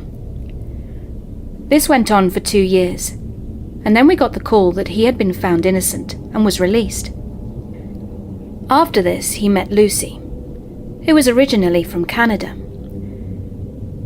Lucy is lovely, comes from money in a very big way, and my uncle is so charming. They were married in less than 8 months and had a huge wedding in France. Then suddenly they were having separate honeymoons. He was going to honeymoon in his home country, Namibia, and she was going to Canada. They would then meet up in Brazil. He stayed in Namibia for a couple of days, and then parted with us in South Africa. We teased him that he took his wife's surname, but he said that's what she wanted, and she's the boss. But then he cheated on his wife. I was floored. I had looked up to him all these years, and he had cheated on his wife on their separate honeymoons. I was disgusted. I saw him once after that, and he told me he was unhappy in his marriage, blah blah blah, and that he now has 2 children. But I honestly couldn't care less. Then 6 years ago, I got a message from him, telling me he's getting divorced and is coming to South Africa. Could he crash on my couch? I said okay. I mean, he is still family. I hadn't seen him in maybe 10 years. Maybe he'd changed. He arrived and we had a blast. He hit it off with my fiancé, as he's so funny and happy, like a weight had been lifted off his shoulders. He told me that both him and his wife had been cheating, and the relationship was extremely volatile. They were always fighting and on edge, and were too toxic for each other. She was apparently a total control freak, and he's now on Tinder, hooking up, and on the prowl. He left us for a couple of months to travel around South Africa. It's an extremely beautiful and diverse country. Came back, and then he left again. We didn't mind. He was fun to have around. Then one of the weeks he was in town, he met my friend, Jane. Jane is a gorgeous, wild, fun, and out-there woman, and they hit it off instantly. He asked her out for a drink, and she said yes. She told me the next day that they were having a great time, but they must have drunk a lot, because she can't remember much of the evening. She vaguely remembered Chad going home with her, and they must have had sex, but she just can't remember. Now this is not unusual behaviour for Jane. She has a chronic drinking problem. She'll get drunk and go home with men all the time. But I've learnt the hard way not to bring this up. Also, we're all 40 plus. I'm not going to start telling other adults how to live their lives, as I'm definitely no saint. 2 days later, Chad had to fly back to Namibia and called Jane from the airport. We were sitting together having lunch, and Chad said that he was so glad he had photographic mementos of their time together. She was confused. He then sent her all these nude photos of her, unconscious, laying on the bed and put in different positions. She just started crying. She didn't show them to me. I was sent them at a later stage, but she told him to delete them immediately, and he just laughed at her. She was furious and embarrassed, and started reflecting on the evening, trying to remember details. She dug through her handbag and found the receipt. Cheap asshole left his wallet at home. It read, 2 gin and tonic and 2 tequila. Definitely not enough to get a seasoned drinker blackout drunk. I was furious. Jane was furious. For some reason, I thought about his rape conviction and Googled his name. And oh my God, I wish I had done this 20 years ago. At the top of the Google search, Namibian rapist released from jail in political blunder. We read this article in silent shock. The truth, 2 years before being caught and convicted, he'd met a woman in a nightclub, drugged her drink, took her home, took naked photos of her, and then raped her. She went to the police the next day, and luckily there was DNA. Then 2 years later he got arrested for drinking and driving, and when they took his DNA, bam, it was a match for the rape. They had all the surveillance footage and the photos on his phone. Easy conviction, even though he had tried to convince the courts they were dating, and she was a jilted lover. Can I stop for a moment to puke? His story about being innocent and released is all BS. Some politician who was trying to make a name for himself decided to release 100 non-violent criminals. Chad got on the list somehow, and about 8 months later, they realized their mistake, rearresting him and extraditing him back to Namibia, hence the separate honeymoons. While in Namibia, he changed his name and took his wife's surname so he could get into Canada, as they don't take convicted felons. I told Jane we needed to go to the police, and she said absolutely not. She's dealt with the South African police with rape before, and it's worse than the actual event. I told her I knew someone, an ex-policeman who could help her, so we ended up getting into a huge fight, and she blamed me for introducing them. She'd had a couple of drinks on top of this devastating realization, slapped me on the face, and left the restaurant. I was beyond furious, and was feeling murderous towards Chad. I sent him a message saying that I know he had drugged and raped my friend, and I know about his real past. He is despicable and disgusting. And his response? I am so over your drama. Does this look like she is drugged? And then proceeded to send me all the naked photos of my friend. I was physically ill. No one wants to see photos of their friend like that. She'd refused to take my calls, and that day was the beginning of the end of our friendship. I was haunted by all of this. It consumed my thoughts day and night. So I decided to message his wife and said I was so sorry about her divorce and told her all the crap he had said about her. Now, are you sitting down? There was no divorce. They were having issues with his infidelity, but he promised it would never happen again. He had a therapist who had advised him that he should come to South Africa to find himself. I told her exactly how he was finding himself, and she broke down and told me everything, from him sexually harassing the live-in au pairs, hiding cameras in their bathroom to film them showering, getting one of them pregnant.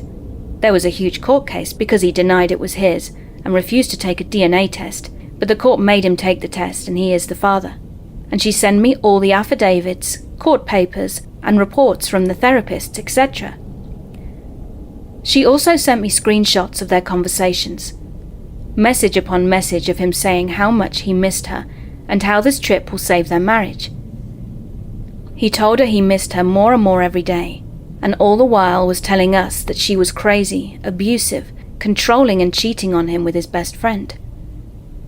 And spoiler alert, there is no therapist. He created a fake Gmail account and sent reports to his wife on his progress. The therapist basically said she must forgive him for his infidelity because he had had a traumatic childhood and he is actually a super nice guy. If I wasn't his therapist, he would be my best friend. I kid you not, that was in the report. I'm not sure if his wife was just really gullible or hopeful, but I saw it the minute I opened the first email. I mean, the idiot even made the same spelling mistakes and used the same colloquialisms. I plotted and I planned. What is the worst possible thing I could do to him? In South Africa, you could pay someone for anything. But I'm a big believer of karma, so I know I can't use any nefarious means. I then realized I had copies of all his documents, passports, Namibia and Canada, his IDs with his original name on them, bank statements, showing he had loads of money that he was supposed to be sending home to his wife. But before he left, he took the proceeds of a car they'd sold, and it was meant for the farm. But he told her he needed it for his sabbatical. He would flip the cars in South Africa and double the money. Then I remembered he'd changed his name and took her surname so he could get into Canada. So for about a year, I went backwards and forwards in my head. Do I report him to the Canadian immigration? What will be the repercussions? I was troubled and torn. I'm not a malicious person. I was still furious and felt like I needed to do something. I am a person of action. Then I heard he had done the same thing to someone extremely close to me, Annie, during the same period as Jane. She only remembered a year later after extensive therapy. So I sat down in front of my laptop and wrote the most detailed, factual, devastating letter of my life. My hands shook the entire time. I put it all in there. The French rape with links to all the newspaper articles, screenshots of messages to me, showing he is distributing naked pictures without consent, which is illegal in South Africa, although there's not much enforcement, and a full timeline of his life, highlighting his name change to deliberately deceive the Canadian immigration. I made it very clear in my letter that his behavior had escalated without recourse. I didn't include the affidavits or correspondence from his wife, even though she knew of his deception. I didn't want her to get into trouble. I pressed send and got very drunk. It was 100% anonymous, so I never got a response. I just carried on my life and helped Annie get better. My friendship with Jane deteriorated beyond repair. She deliberately started dating my brother and has turned him against me. That's a whole other messed up story that I might have to write about one day when it stops hurting. I only told Annie about what I'd done, and I have kept it a secret for about 3 years. I know he's not been able to go back to Canada at all. He was banned for life. Part of me feels sorry for his kids, but a bigger part of me thinks I did them a favor, especially his daughter, who he had started sexualizing, saying things like, "Isn't she sexy for a 13-year-old? You can see the hot woman she will become," etc. The au pair that he got pregnant was only 18. I'm friends with his ex-wife on Facebook now, and she is very happy. She has a new guy, and the kids are happy. So if you got this far, thank you for reading. My name's Charlie, and I live in a small rental home with my sister Sam. The two of us are living together because the rent for these apartments is too high, and since we don't make enough money to afford them separately, we decided to share an apartment as roommates. I was already thinking of renting a shared apartment, so when Sam suggested it, I agreed without hesitation. Living with my sister was better than doing that with a stranger, as you never know what kind of people we end up meeting. And since one of our father's friends had his house vacant, he rented that to us cheaply. Cherry, Peter is coming over tonight. You don't have any issue, right? Note that she isn't asking me this. Her tone sounded more like, you better not have any issue with it. It's not like you would ask him not to if I say I have an issue, I muttered, which she heard. You're such an understanding sister, you know. I love that about you. Anyway, I'm so excited. What should I wear? She said all this cheerfully, only to annoy me more. Why can't you get banged at his place? Why do you do this here? And make this awkward for me? I asked, raising my voice so that it can reach her ears, since she must be in her room by now. No can do. Besides, I feel uncomfortable with his roommate there. Have you seen his eyes? It's like he's looking into your soul. Her faint voice coming from her room was still crystal clear, but I was going to ignore that if it was of no use. So I rested my body on the couch and turned the TV on. She spent hours cleaning herself and getting ready for him, and it was almost laughable. I wanted to make fun of her for looking so clean every time Peter came over to stay, but I controlled myself and continued watching TV. The douche got here around 6 in the evening, and after getting away from my sister's lips, he kneaded me in the head.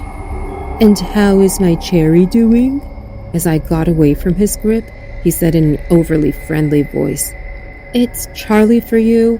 And Sam, tell your boyfriend to stop acting like we are friends or something," I said as I got back to watching my show. "Come on, can I call my future sister-in-law by her nickname? Aren't we best friends?" He took a seat next to me and asked dramatically, "We were, but you ruined it by dating my sister. So there, you can't." I looked him in the eyes and I said that. "Cut him some slack, Cherry. Can't you see he's trying his best?" And his lawyer joined in to defend him. "I am, but tell me that if you two ever were to break up, I would choose you. Yes, I was angry that he ruined our friendship, and yes, I would choose my sister over our friendship." Sam smiled at what I said, while Peter pouted. The two of them chit-chatted some more in my presence, and then they went to Sam's room. After watching the aired episode of Black Mirror, I went to my room and started scrolling through Facebook. I was getting a bit hungry, and since I was not in the mood to cook, I decided to order some burgers from McDonald's. Not like I have any intentions of disturbing those two, but out of common decency, I was obliged to ask those two what they wanted to eat. "Hey Sam, I was going to order from McDonald's. Do you guys want anything?" I wasn't going to knock on their door and listen to their indecent voices, so I gave her a call. She told me to order a Big Mac meal and a crispy chicken sandwich meal for them and hung up. Along with what she asked, I added a McDouble and a blue raspberry frozen Fanta for myself before placing the order. It showed the order would reach me in 25 minutes, so I played a song on my phone and started waiting for it. About 15 minutes passed, and thinking about closing the curtains, I went near the window when I saw a man standing outside the front porch looking in the direction of my bedroom. He wasn't wearing any McDonald's uniform, nor was he holding any package, so clearly he wasn't here to make a delivery or something. But I still opened the app to check if the delivery guy was here, and it showed he was 7 minutes away from my place.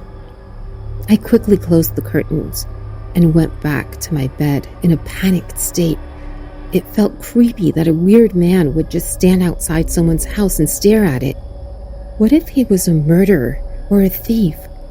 Since I couldn't shake off this fear I was feeling, I tried to take a peek out of my window, and when I did, there was no one outside. The man was gone. I felt a bit relieved by that, so I stepped back from there and threw myself back at the bed, only to receive the call that my order was here. I went out to pick up the order, and as I was taking it, I noticed someone standing a bit far from the house, staring straight at me. As his eyes met mine, I swear that I saw him smile. I started getting cold sweats, so I rushed back in and locked the door after me. I ran to Sam's room and started knocking loudly. "What is it?" She looked annoyed as she opened the door, but the moment she saw me shaking like a leaf, she got worried. After I told them about the man, Peter went out to check. But even after looking everywhere, he didn't see anyone. I was scared, but I didn't want to disturb the two of them any more than I had, so I handed them the package and went straight to my room.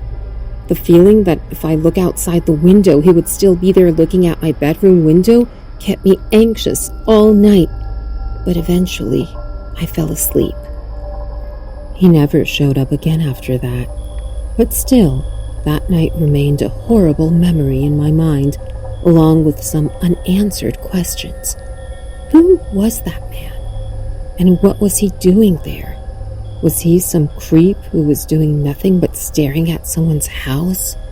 Or was he someone far from dangerous than I can imagine? 19-year-old Faith Hedgepeth was just as pure a spirit as one can expect to find in such a grim, dark world, and a member of the Native American Sapani tribe. Ever since she was a young girl, she had wanted to work with children to help the most vulnerable members of her society grow into happy, healthy, responsible people who could help make the world a better place. Faith knew that there were two career paths that she could take in order to make that a reality, being a pediatrician or a teacher.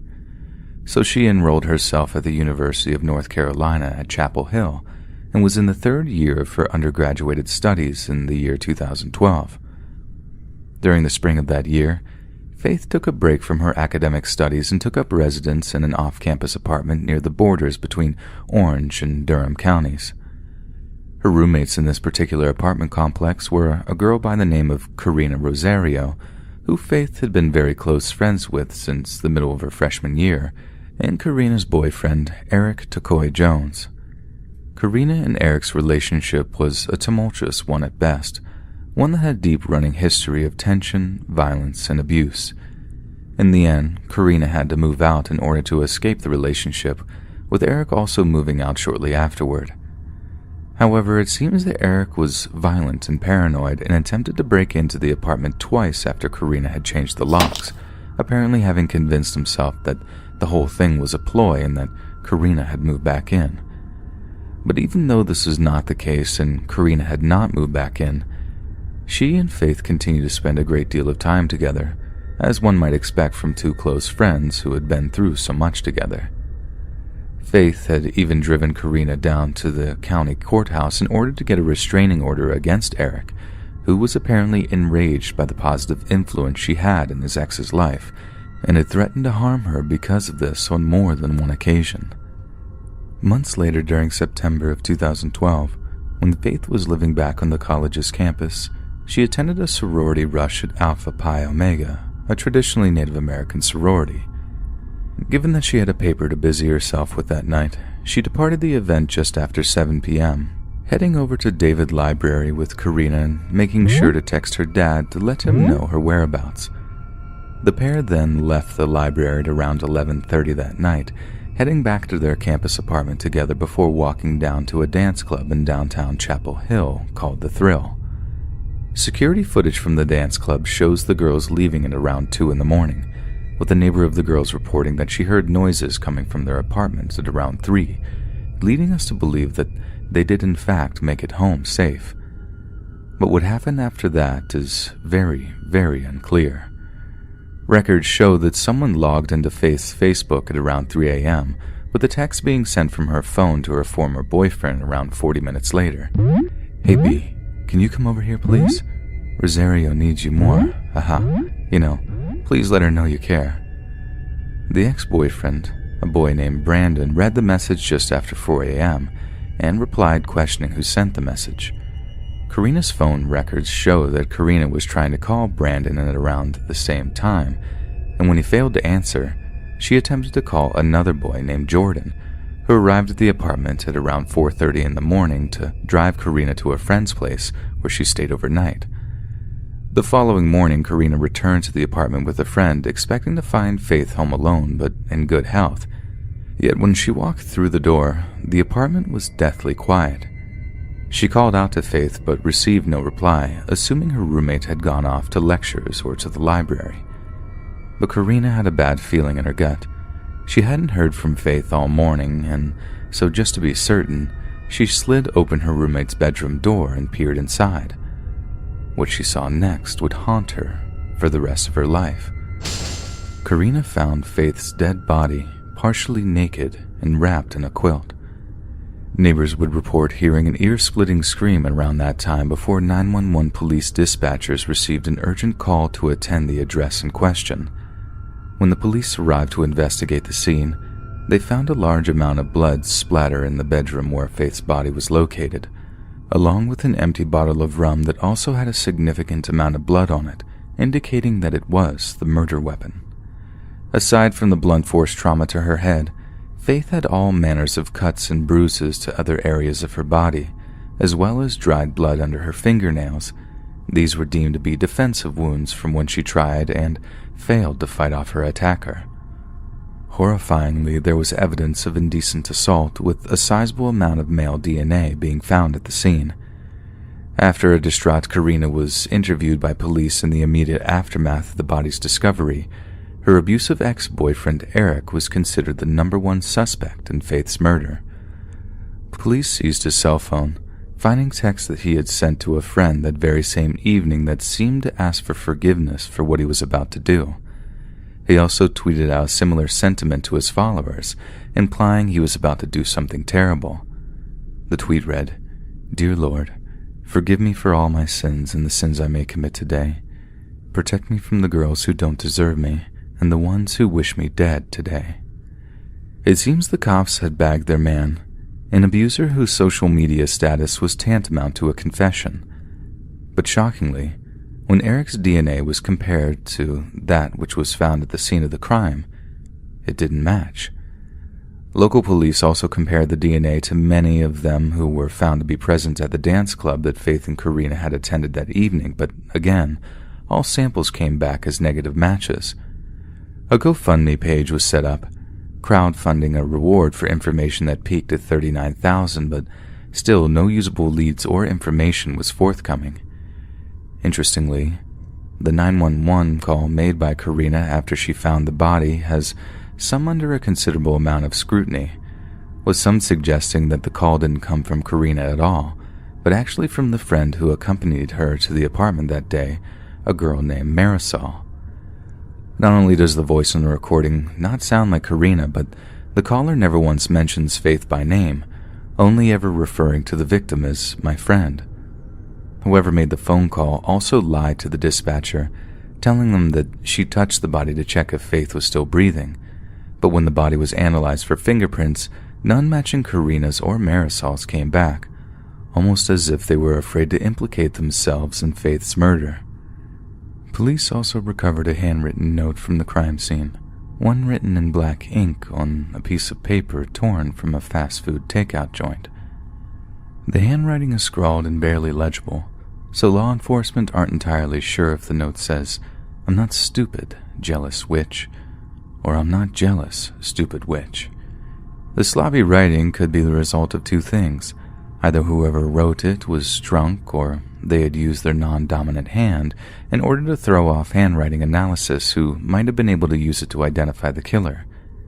It was also left at a crime scene where the victim's blood was splattered almost everywhere, yet the note showed no traces of having blood on it, proof that it was written somewhere else before being dropped near her body. The handwritten note has been something that has confused professional and amateur sleuths time and time again, and it has even been suggested that it's a complete red herring, left by the killer to simply confuse those that wish to get to the bottom of Faith's murder. Perhaps the most important piece of evidence we have from this case is taken from a butt dial made from Faith's phone at just past 1 a.m. The recording is around 3 minutes long and details a conversation made between Faith, another girl, and another guy. Audio experts were hired to enhance the audio. They claim that it clearly records Faith crying for help. It also records a male voice saying, "I think she's dying," while a female voice is saying, "Do it anyhow." An intense discussion that seems to commence, which ends in the unknown female becoming enraged. The unknown male and the unknown female can also apparently be heard using the names Eric and Rosie, and if that is true, there is no doubt that this is Karina Rosario and her abusive ex-boyfriend Eric. Faith's father is convinced that the recording is of his daughter's death, yet the model of phone that she had used at the time of her death is incapable of time-stamping phone calls accurately, meaning that the recording could have been made at any point during the night. 4 years later, in an effort to definitively identify a suspect, local police released a phenotype of the killer, constructed using the sample of DNA left at the scene. The profile shows that the murderer is of mixed Native American and European ancestry, specifically a mix of Mexican, Colombian, and Iberian heritage, with small amounts of other South American and African ancestry.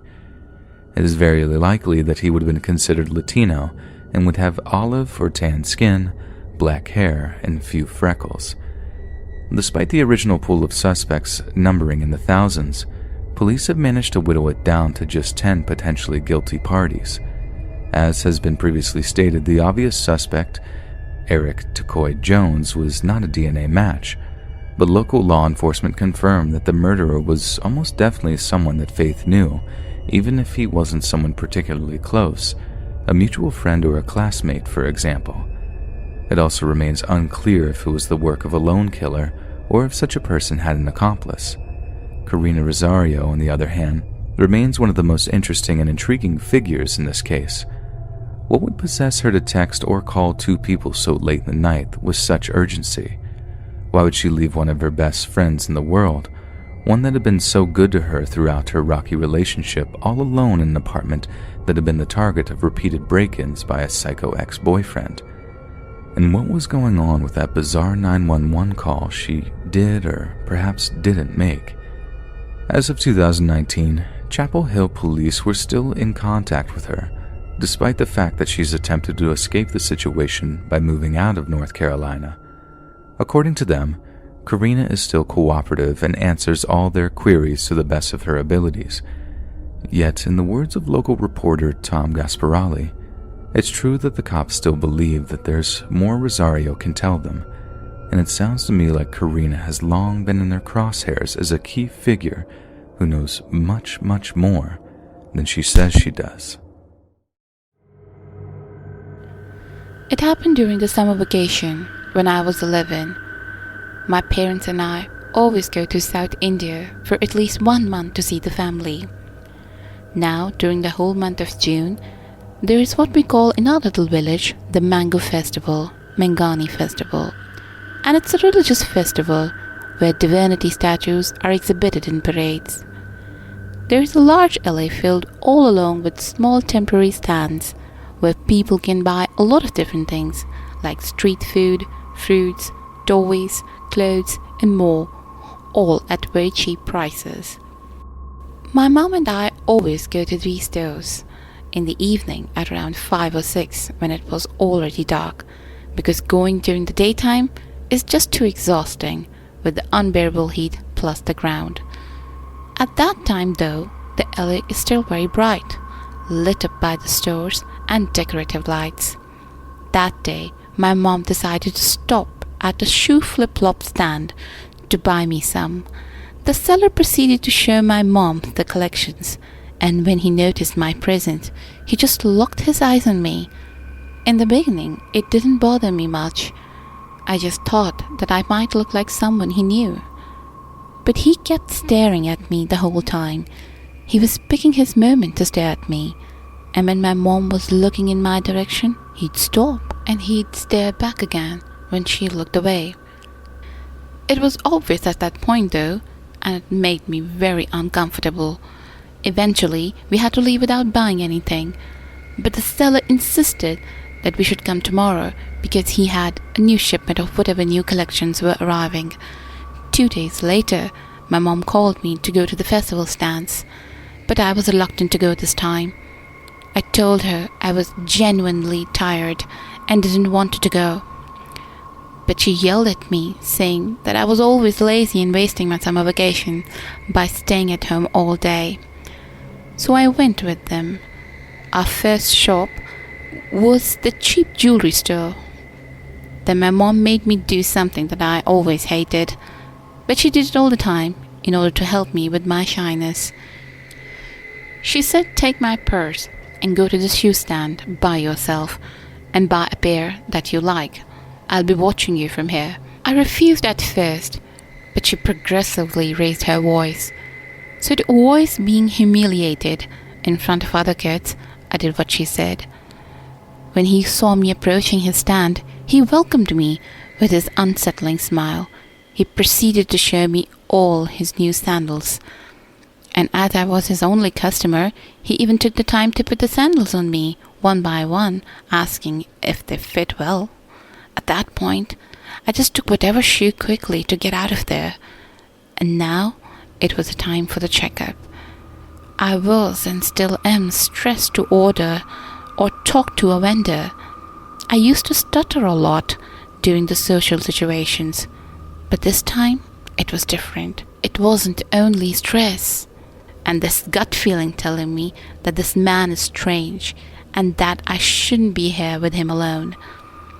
I handed him the money and was waiting for my change. But his demeanor suddenly changed. He became fidgety and showed frustration over the cash register. He then said that the cash register had broken for some unknown reason and that he wouldn't open. I glanced outside to see if my mom was still watching me. And she was. And when we made the eye contact, she made a gesture with her hand telling me to hurry. She was observing at an angle, and I was next to the cash register at the corner. I couldn't see a property anymore. And at the same time, the seller told me that he had another cash register in his trailer. So then he took my money and went there. It was a sort of open shop, so you could see his trailer if you were right in front of it. He went inside his trailer for a long time, and I could hear the voices of another person inside. They were talking, but I couldn't understand exactly what they were saying. So for around 10 minutes, I was just standing there waiting awkwardly and peeking back at my mom occasionally to make her aware of my presence at the checkout.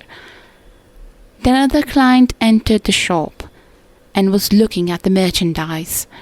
She asked me where the vendor was, and I told her he was in the trailer. At the sound of our conversation, the vendor peeked from the trailer window and said to the woman, "We aren't taking any more clients, ma'am. We were closing soon." The woman left soon after, but it seemed strange that he decided to close so suddenly and so early. It was only 6 p.m., and usually the shop is closed late between 8 or 9. I couldn't leave though, as I was still waiting to get my change back. Then the vendor picked me up from his trailer's window again and said that he'd finally managed to get my change. He then made a sign with his hand, as if to say, "Come here." I wasn't sure about what he wanted, so I said nothing and waited where I was awkward. After a moment he peeked again and said, "You can come now." I was confused. Why couldn't you just come outside and give me my change back? And why the hell he was taking so much time? I didn't say anything, but instead I peeked back outside to see my mom. And when she saw my concerned face, she finally decided to come and help me. I said to the seller, "Actually, I'm waiting for my mom." And when my mom entered the shop, the seller got out of his trailer almost immediately and handed my change back. He wasn't frustrated anymore, but smiling and very talkative, and even asked my mom if we were from here, to which she responded that we were from France and we were spending our summer vacation in our hometown. My mom and I went to other shops, but I could still see other clients coming to the shoe shop, even though he was going to close. By the time Mom had finished her shopping, it was 8 p.m., and we were on our way back home. I could still see the lights from his shop when we got closer. And I could even see he was using the same cashier that was supposed to be broken. At that age, I didn't realize how creepy this whole thing was. It just seemed odd and awkward. But years later, I finally realized that his gaze, his behavior, and his touches were all so wrong. And that night, I bet his intentions were even worse.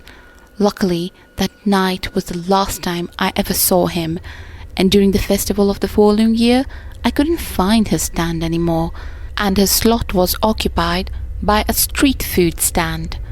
So yeah, creepy shoe seller, let's never meet again, please.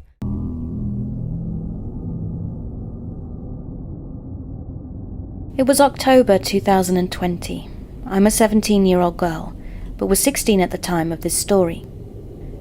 I was walking into my local skate park with a friend, let's call her Chloe, to sit down at the gazebo so we could hang out, when a man, let's call him Michael, approached us with concha and coke and asked if he could eat his bread there. A concha is a Mexican sweetbread, which is basically just bread with some cookie dough crumble on it. Chloe and I tried to ignore him when he sat down next to us, but it was extremely hard when he started to make conversation. Michael offered Chloe and I cigarettes, and I declined, but Chloe accepted, which I was fairly irritated with her for, as that basically gave him an opening to start chatting to us. Michael sat crisscrossed next to us and started rambling on and on about how he had crystal meth and how he wanted to smoke it, but he didn't have a pipe. He asked us if we did, and we obviously told him no. Then he proceeded to pull out a baggie filled with what I can only assume was meth and offered it to us.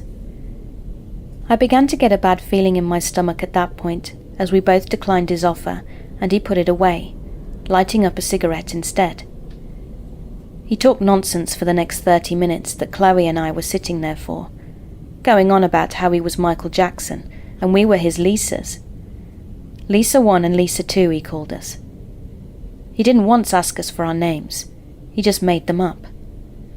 He said he was a musician and that he was going to make it big once he got off the streets. Chloe and I looked at each other and I gave her the look that I wanted to leave. She got the hint, so I told Michael it was time for me to go home and that I needed to be back by dinner time or I'd be in trouble. He looked at us with an angry expression and said, "Okay, can I get a hug?" Chloe told him no, but before I could even respond, he grabbed me and pulled me into a tight bear hug, kissing the side of my face. Chloe just stood there and said nothing, and did nothing. Michael released me after I attempted to push him off, and I had tears in my eyes. Then I got up, and before I could even start walking, he grabbed my hand and asked if we wanted to hang out again. Chloe and I sped walked away, and thank God my best friend Evan lived about 5-minute walk from there. Chloe and I got out of Michael's view and bolted for Evan's house. I got up to his room and immediately fell into his arms, crying my eyes out. I didn't tell my mum until later that week, when I saw the man again when we were grabbing dinner downtown. I started to have a panic attack, and when we got into the car I told her everything that had happened. Michael kissing my face, me trying to get away with Chloe, and even going to Evan's house after the incident. We filed a police report afterwards, and even after a year, my case has yet to be closed. Michael is currently residing in a mental hospital, so they can evaluate his condition off of meth and see if he actually is capable of going to court or if he is too mentally unstable to get charged with anything. I hope someone sees this story and doesn't make the same mistake I did. Don't let people take advantage of you.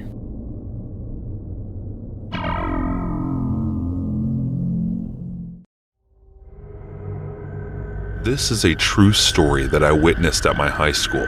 A boy was murdered in front of me and my classmates, and the shocking thing was that it was all just over a silly Instagram chat. At the time, I was 14, and my high school was big enough that was intersected by 2 main buildings. The intersection point was a cafeteria where all the students used to go during lunchtime. I was a normal guy at school who was miles and miles away from those who marked themselves as the boss of the school, basically backbenchers of our class.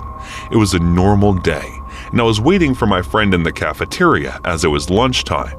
Suddenly, I heard a little commotion straight in the hallway. Several students went running in that direction after listening to the whole commotion, but I stayed there and ignored it, as we had frequent verbal and sometimes violent fights at my school, and I was weary of it that it would all be silent in a few minutes after some verbal argument. As far as I could understand from the noise, the fight was over some Instagram chat. My friend came running from the opposite hallway and sat beside me. He knew about all this before. I asked him about the whole matter, and he told me that this fight was a result of a love triangle. A girl was responsible for all this.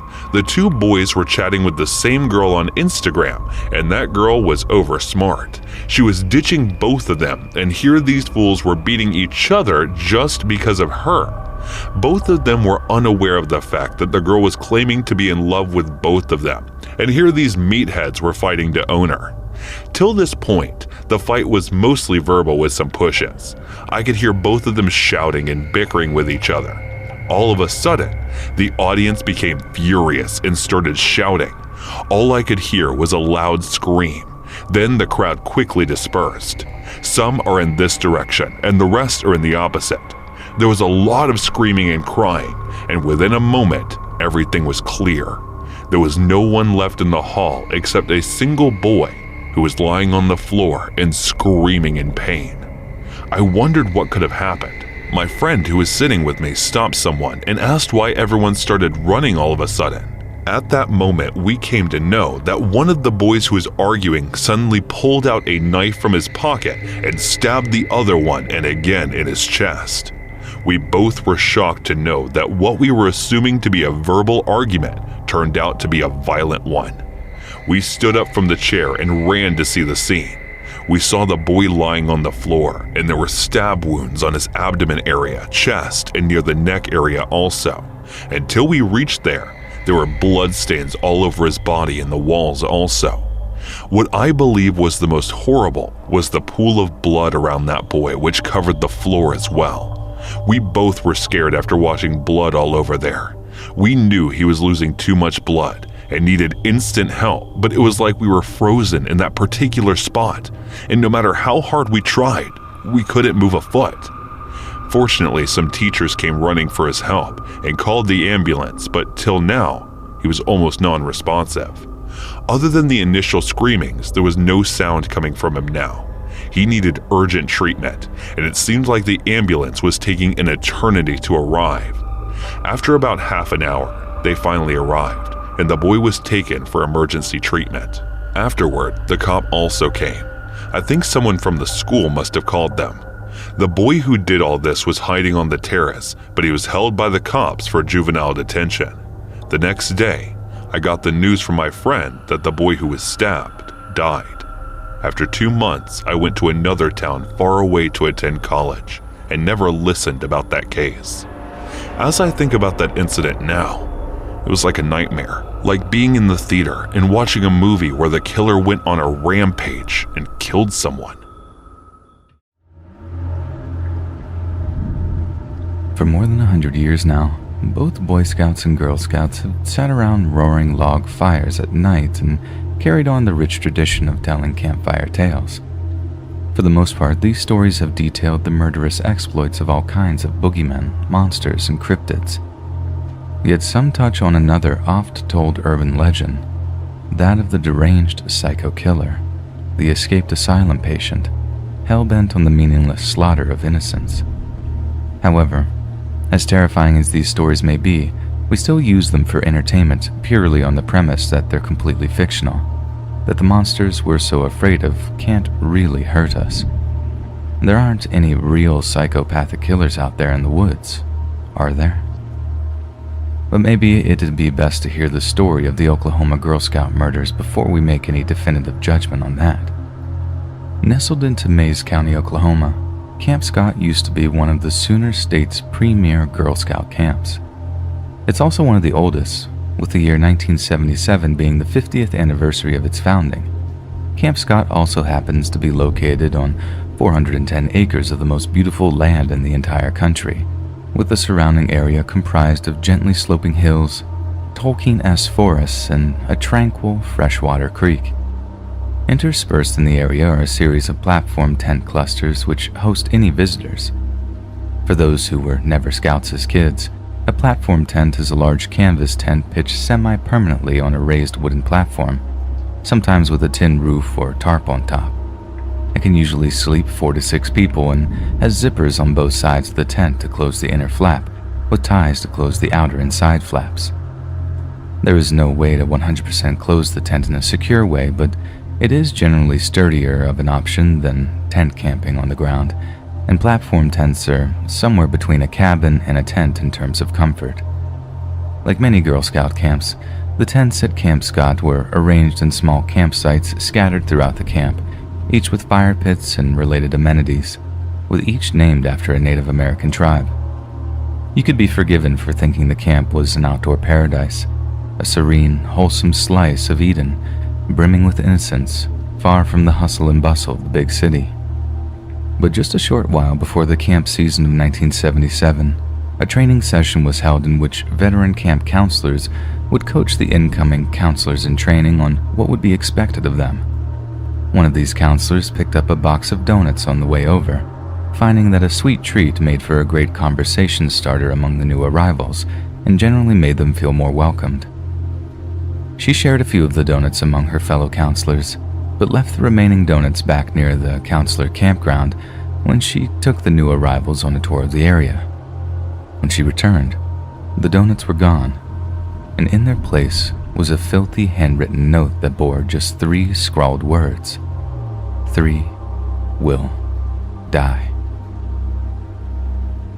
The girl immediately showed the note to one of the camp's head of operations, but instead of taking the threat seriously, they dismissed the note as nothing but a tasteless prank and instructed the counselors to go about their business as usual.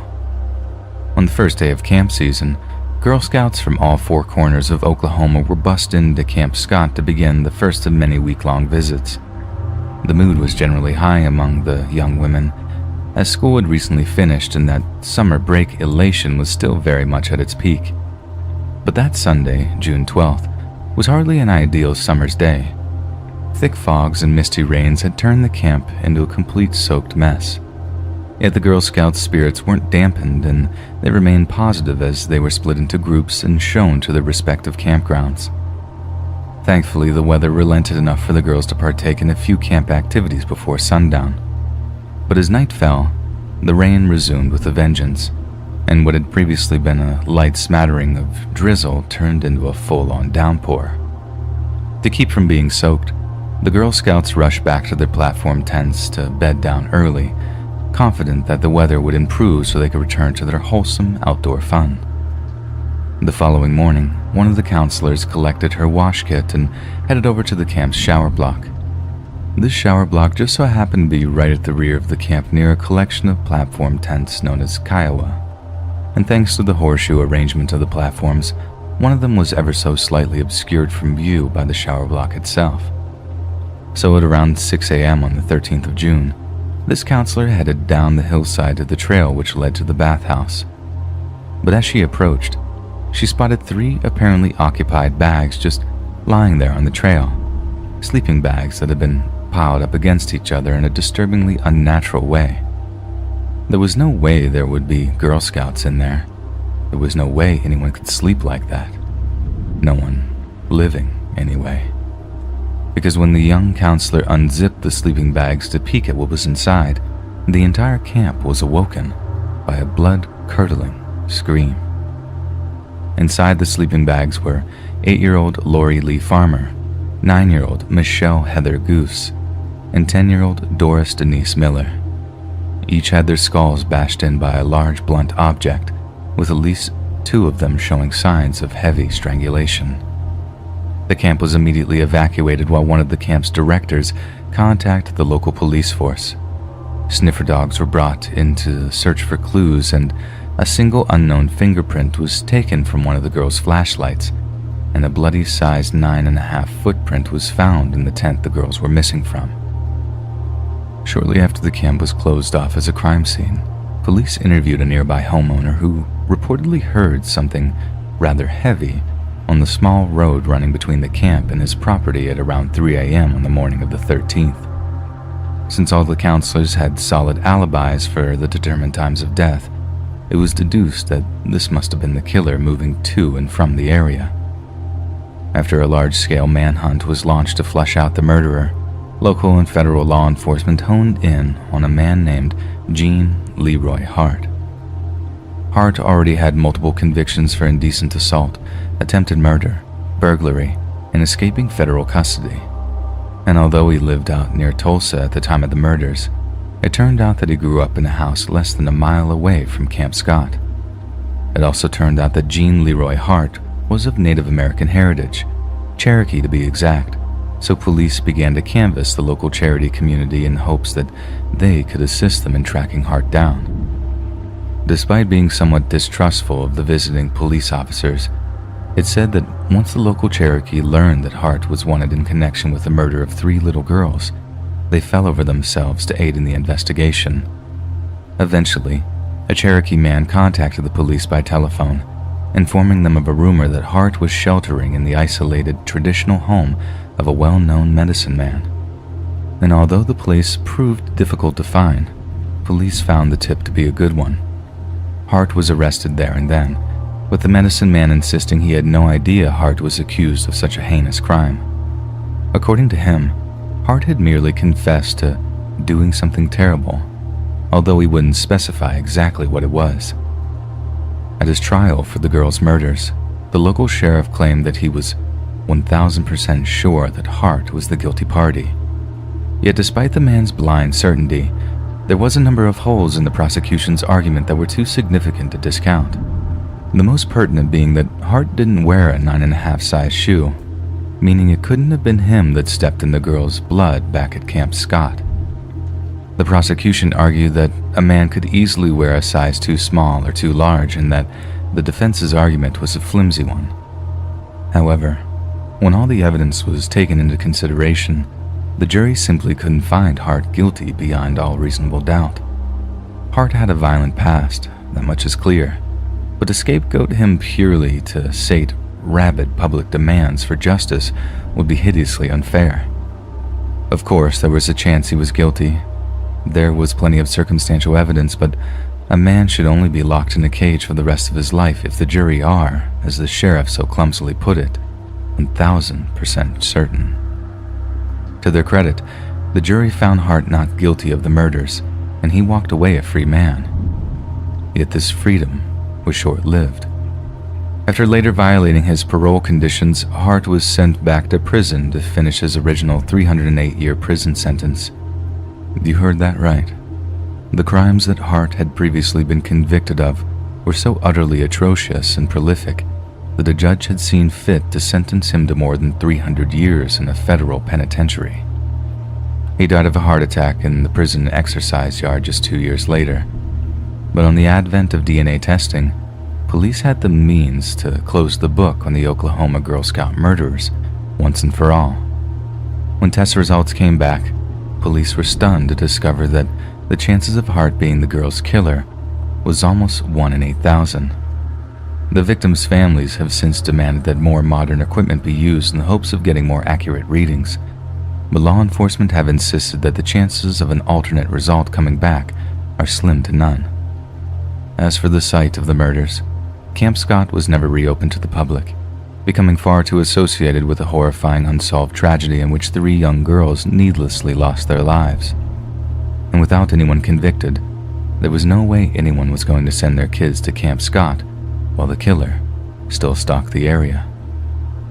These days, there's little left but forest where the camp once stood.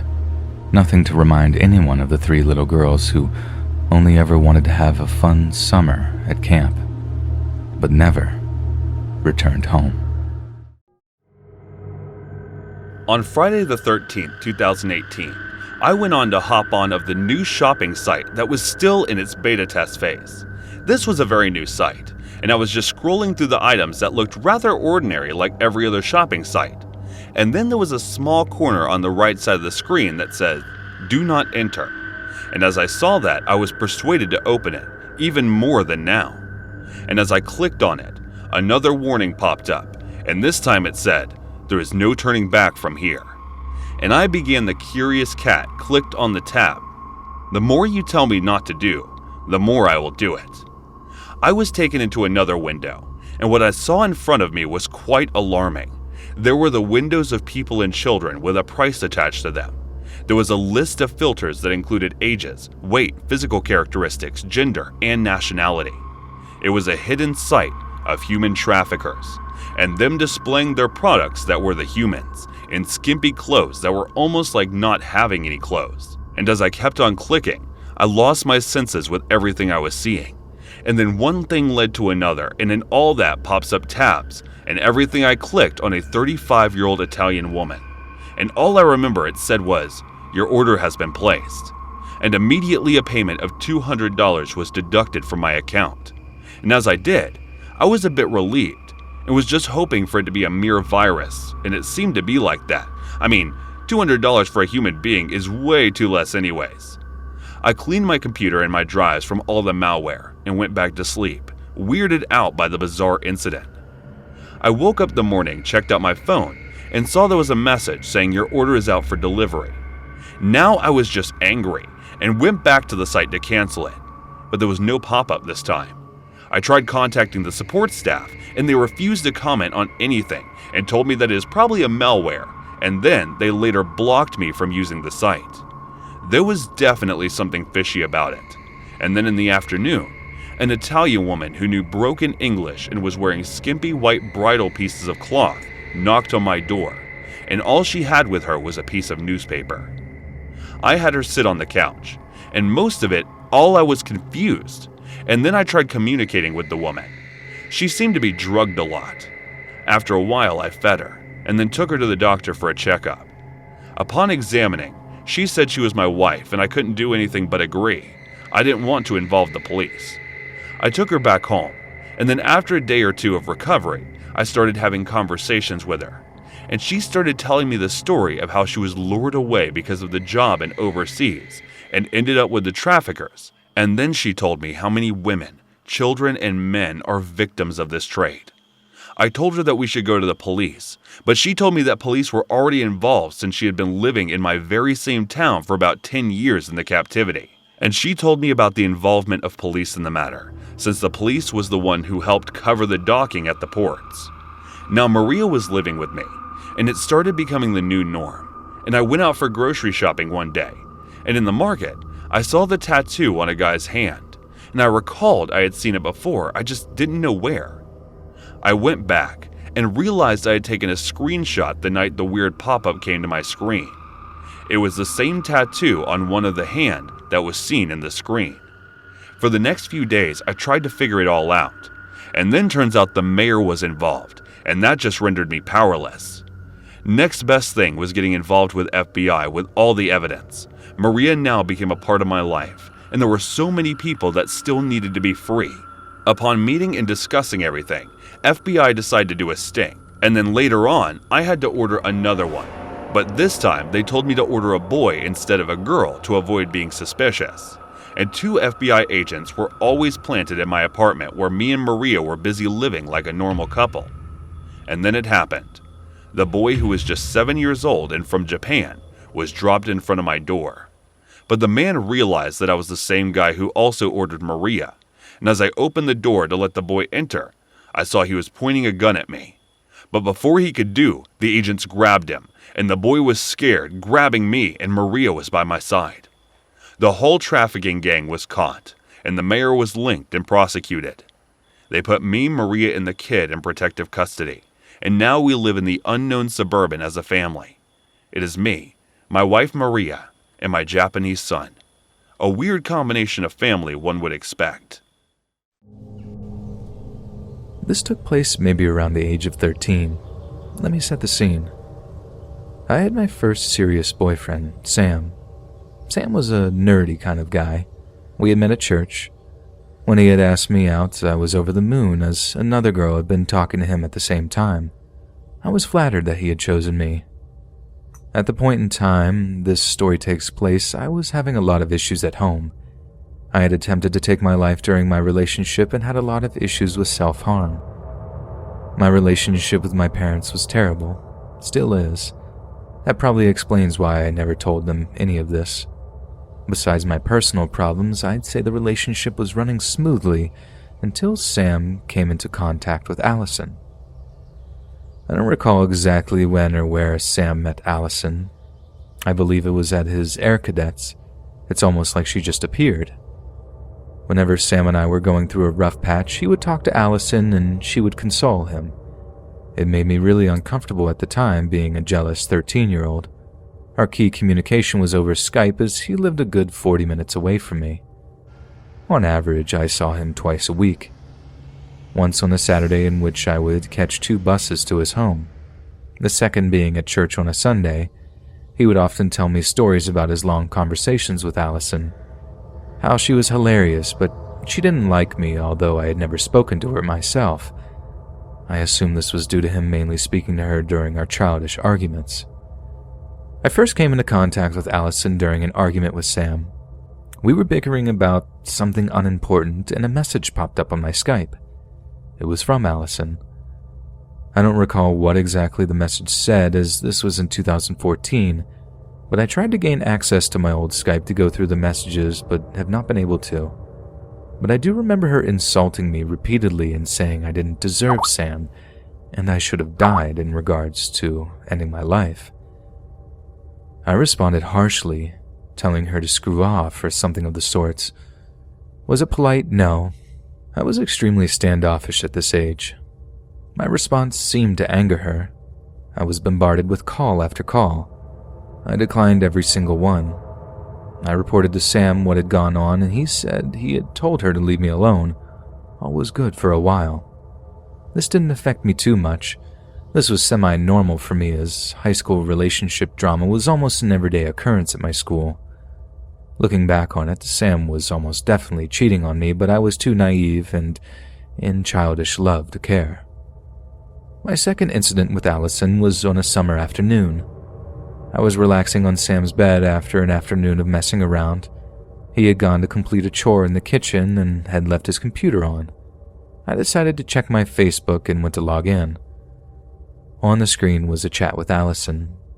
Being curious, I scrolled through the chat. I was greeted with an onslaught of naked images of her. This started a huge fight, as you can imagine. Sam said that she was just a jealous stalker girl. My third interaction with Allison was at my local library. Allison must have been 16 as she was completing some work experience at the time. I have and still am an avid book reader. I was there with my mother and sister when I saw her at the counter. She stared me down and it took me aback as I didn't recognize her to begin with. It then clicked.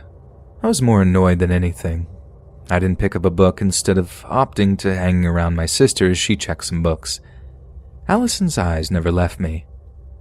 The time came to leave as Mum was renting the books out. She made small talk with Allison. I was surprised at how polite and well-mannered she was in comparison to the girl who had messaged me. I began to feel guilty for the way I had responded to her. Once at home, I hopped on my phone and wrote a message to her, apologizing for the way I had spoken to her. The message I received back from her was a different tone altogether. She started listing all these terrible names. She said I had no right to date Sam, and all I brought him was misery. This time her words really did affect me. I called Sam and begged him to never contact her again. I remember vividly sobbing and crying for hours. This happened a couple more times, each time escalating in severity. Threats to beat my lights out were sent. My mental health was greatly affected. I wasn't afraid of her, but more upset at the things she said. I never took a single threat seriously. To this day, I have no idea why Sam stayed in contact with her, and I began to avoid the library. My relationship with Sam continued. One day, I got into a large argument with my mother and called Sam sobbing. He consoled me and told me it was going to be all right. Impulsively, I decided to go for a run, leaving my phone at home. I wanted to be out of the home. I was gone for maybe an hour or two. I returned home to an onslaught of messages from Sam, deeply concerned for my well-being. I apologized and explained the situation, a reminder this entire time that I had not blocked Allison. She messaged me with the usual drivel.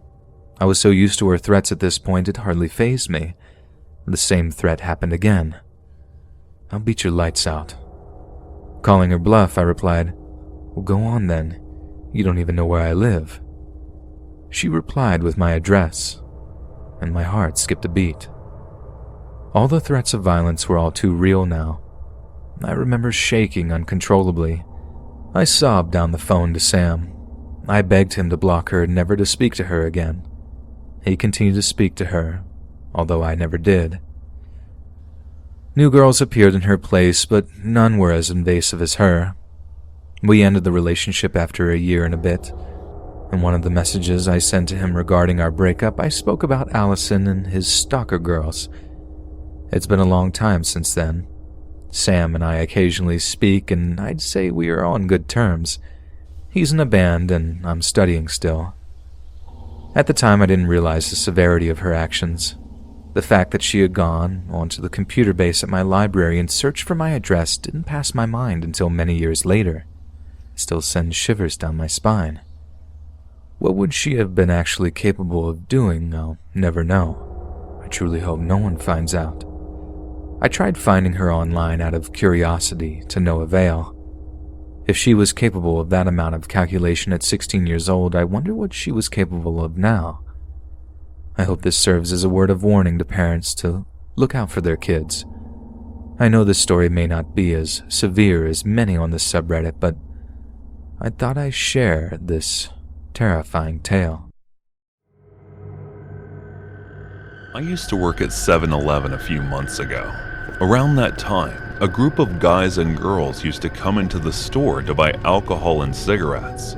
They looked quite friendly, and they always showed me their ID cards, but at a point, I stopped checking them, because according to their IDs, they were of legal age to buy alcohol and cigarettes. One day, they came drunk with two new girls who looked underage, so I asked them to show their IDs.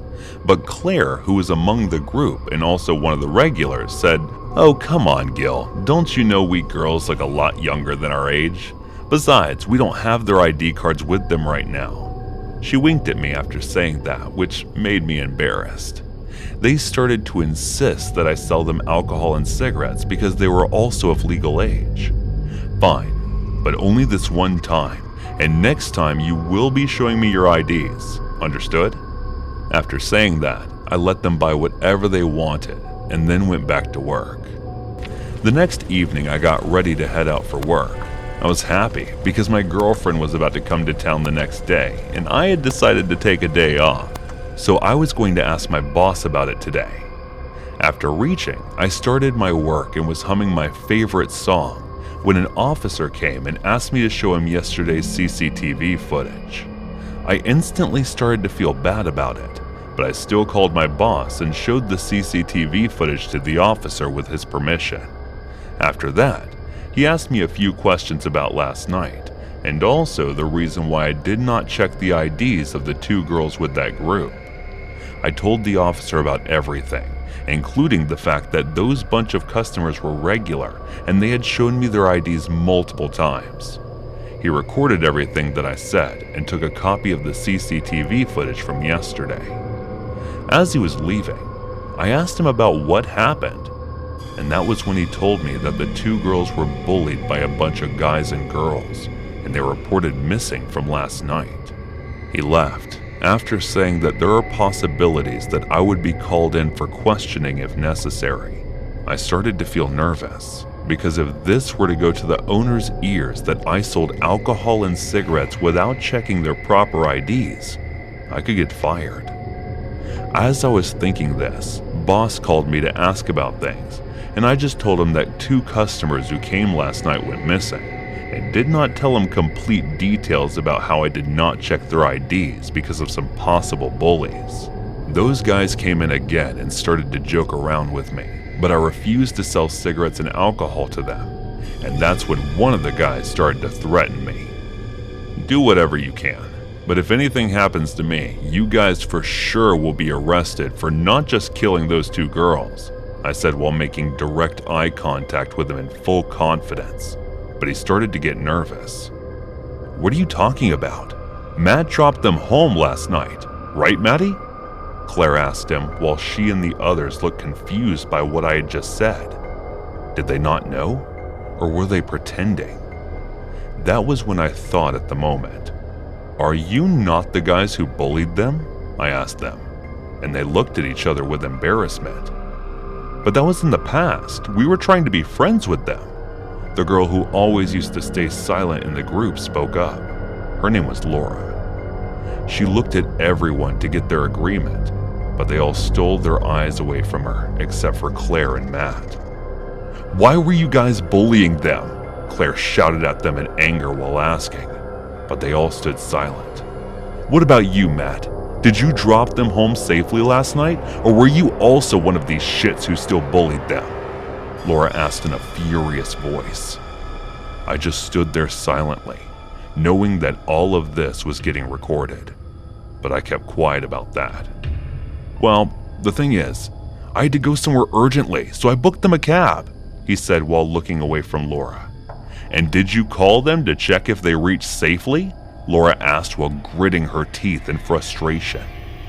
He did not speak a word and continued to look away in guilt. Claire held her head and sat down. "What are we going to do if something may have happened to them?" she murmured in a panicked voice. I decided to step in and told them not to panic. After that, I asked Matt if he remembered the car's number and what the driver looked like. He told me whatever description he remembered, and then I asked them to go to their homes. I called the officer and told him about everything, including the driver's number plate. The search started, and they found the driver, and the officer called him in for questioning. He told them that he was driving them home. He was also in a drunken state, so he got into an accident. Those girls were severely injured, but the driver got scared, thinking that he would get in trouble if someone finds out.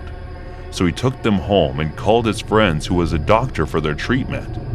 According to the driver, one of the girls was in a state of coma, and the other one had her leg fractured, but she was fine. The officers went to search his home and found them in the same situation as described by the driver. He was charged with the fine of drunk driving and hiding about the incident as well. The girls were shifted to a well-known hospital for further treatment, and I, on the other hand, resigned from my position before they could fire me. I still sometimes wonder about those girls, but I'm not that curious to check up on them. When I was 19, I was a Marine, and had stupidly used my military perks to get a home loan and buy my first house. I moved a barracks room worth of stuff into this place that seemed to me like a palace. Of course, I went out and bought some bar stools, a futon to sleep on, until I got a bed and some used coffee tables for my TV. I also had a dog with me. I was unpacking my meager belongings in the living room and noticed the car had pulled in my driveway and blocked me in. I walked down, and there stood a man offering to sell me a home security system. The man was dressed in khaki and a polo with a name tag that I can't recall, and the car didn't have a logo on it. It should have been a red flag for me, but I figured that some people in the job didn't drive company vehicles. He gave me his card. I don't even remember the company he told me he was with, to be honest. Here was a friendly salesman giving me his speech about needing a system and all the perks that would come with being able to wash the exterior of my house at any time. As a low-ranking military member, I knew I couldn't afford yet another thing, so my mind was working to try to get this man to go away. Even considered ninja chopping him or whatever it was we Marines do in hand-to-hand just to get him to leave. But I'm a sort of passive person. That's supposed to be nice. Now, we'll call it polite. I won't be rude to someone doing their job. I've been in customer service, so I could relate. I tried politely declining his offer after he had tried to show me some stuff on his iPad, but you know how persistent the types can be. I'll admit, my own stupidity when answering his questions, like giving out too much information. Do you live here alone? Now, I live here with my wife and our large 3 dogs. At least I added in the large part. Her dogs hadn't actually moved in yet, and hers were just fat, though they were more vicious than my own good boy. The 2 women living together probably seemed like easier targets. I also mentioned being a Marine when he asked. He had seemed a bit shocked but wouldn't be deterred. What kind of security system do you have? My dogs and me? Not the best answer I could have given.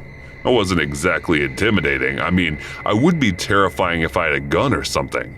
I've been using my whole life and I've never missed a target, alive or inanimate. If you would invite me in, I could show you the best places to set off cameras. He mentioned more than a few times. Each time made me more and more creeped out, thinking that he wanted to potentially rob me. Not that there was much to take, and despite being an assault victim, not all I could consider was possible burglary, and made sure that he stayed away from my house while we talked. We were outside for about 15 minutes total, and he spent most of the time trying to politely get away from him and retreat inside. I wound up at my wit's end with social niceties and just walked away, leaving him standing alone in my front yard. I walked into my house and locked the door. He got into his car and left, and I thought nothing more of it. After some unpacking, I couldn't do much. I had nowhere to put most of it. I ate some junk food and put together the futon. I got it all decked out with my fluffiest blankets, made sure the doors and windows were locked, and went to lay down in the living room. Looking back, I'm not sure why I didn't put it in the bedroom. They all have blinds in the rooms, take a bit of getting to. Perhaps I'm wanting to be near an exit or some context. My back door is a double glass pane door. At the time, I didn't have curtains on, but I did have blinds in the kitchen window. My kitchen, living room, and dining room are all connected, but there's a wall in the living room that I strategically situated my futon, again, so it couldn't be seen by the back doors or the front door window. Call me paranoid, whatever. I had been laying down for a few hours, and about 11, my dog off the futon and went to the back door. My dog is large and looks like a Rottweiler in coloring. He's a Coonhound Max, but I guess city people don't have hunting dogs. But he's never heard anything in his life. He'll greet strangers at the door with the tail wagging hardly barks. He stood back there for a bit and whined a few times. I ignored him. It was probably just a squirrel. But then he started growling, a sound that I'll never forget. It sent terror straight through me as I sat alone in the dark. I'd only ever felt that fear once when a mountain lion screamed, and I realized that I was powerless against nature. But that's a story for a different thread. The point is these sounds are designed to scare you, and it petrified me. I was frozen and wanted to whip out to hide to call the cops, but I realized it was someone was out there, and they'd for sure see my phone light and know where I was. So while my dog stayed stationed at the back door, I talked myself up just enough to move off the couch and investigate. Still scared out of my mind, I slunk to the kitchen and grabbed a kitchen knife, one of the only utensils I had thanks MA, and crept to the kitchen window. I was squatting amongst the cabinets so I couldn't be seen from indie windows, bouncing a little, trying to gear up to peel back the blinds. My brain was telling me irrational things, horror stories that I had read come to life. To be real, I was ready to just cower and give up. I'm not a brave person. I was in communications, for God's sake, pretty far from any life-threatening situation.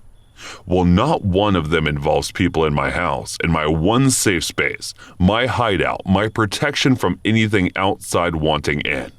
I've always been afraid of home invasions that stem from an incident when I was younger that isn't even really worth further mentioning. The point being, if someone dares into my safe place, it's not safe anymore. I thought I couldn't get scared more in that moment, but then I saw a male figure in my backyard, and my heart dropped. I wasn't very far from the window I was looking out of. He was bold enough not to wear anything over his head, and I saw the blonde hair in the moonlight. It only took me a few seconds to recognize the security salesman in the dark. He was on the edge of my porch, watching my back door, watching my dog. I jumped up quickly, climbed over the bar counter, and turned on the light as I went toward the back door to let my still growling dog out in hopes that he did at least get rid of the man, if not injure him. No dice. As soon as the lights came on, he had just enough time to go low, the low part of the fence, to safety, before my dog even got off the porch. I didn't sleep that night. My dog sat on the futon with me. Comas could be having done this job. The next morning, I found a police report, but I couldn't tell his name or what company he was with, having lost the card that he gave me. They sent some patrols through the area, and I found out that all legitimate salesmen should give an idea of Honda request. That night, I had two friends stay with me, ready for him to come back to either try to rob me or commit some nefarious acts, or be trying to scare me into home security. It didn't come back. I haven't seen him since. My dog hasn't growled like that since either, but I'm terrified for the next time that I hear it. So this story is so cliche and ridiculous that no one ever believes it's real. Except for the people that were there. It was Halloween 2012, my senior year of high school. I went to a Catholic school, so we always had the day off after Halloween because it's considered a church holiday. So my friends would game to start our weekend early. One night, where we didn't go to the parties, we usually did the same thing together. We'd sit on my front step for a couple of hours and joke around. Then we would walk the neighborhood and usually end up at this crappy pizza place across town because the prices were so low. Since a friend of us had recently broken up with our girlfriends, we went in much of a party mood, so we did our usual. It was around 10:30 at night, and the pizza joint was closing up. There were three of us, me, my friend Pat, and my friend Jack. We finished our food, refilled our drinks, and headed out to get back to my house. On the way, we had to cross this large mall parking lot. It's about 4 football fields long and 2 wide. I should mention at this point that we weren't dumb, naive kids. We'd all grown up in the city and had our fair share of urban experiences. All 3 of us were pretty streetwise and were competent out on the street by ourselves, but we had experienced something that night that we were totally not prepared for. So we were walking through this parking lot, and it was absolutely desolate, not a soul in sight, when suddenly we saw a white tradesman van creeping slowly behind us about 100 yards back. I know the old white van cliche, but I swear this is a real story. I pointed it out to my friends, and we picked up our pace. We put the collars on our jackets and hunched our shoulders to make us seem a bit bigger than we were. And in an instant, the van sped up and cut off our path. Everything in the van was pitch black, so we couldn't see any people. And that was when someone yelled out in a non-threatening voice, "Hey man, happy Halloween! You guys like Halloween?" Despite the jovial manner in which this was said, a van doesn't cut you off in a parking lot unless it has bad intentions. We had nowhere to go. We couldn't run, but they're in a van. They would catch up to us easily, and we'd have to turn our backs to them. He said again, "Hey man, you guys like Halloween?" I responded, trying to sound tough. "Yes, it's over now, so we're heading home and you're in our way." "Now dude, Halloween is over. We still got tons of candy in there." The tone suddenly shifted, and we still couldn't see anyone in the van. The 3 of us puffed out a chest and got ready for a fight. After a brief silence that felt like it dragged on for hours, Jack cuts the tension by surely saying, "Listen, dickhead, I don't know what you're thinking about to do, but if you don't leave, you're gonna get your ass kicked." Once he'd said that, the back door of the van swung open, and 2 very tall men stepped out. They had black suits with black leather gloves and were well built and strong looking. But the most menacing thing was that they were both wearing these cheap Mitt Romney masks. That's when we realized this wasn't a Halloween prank.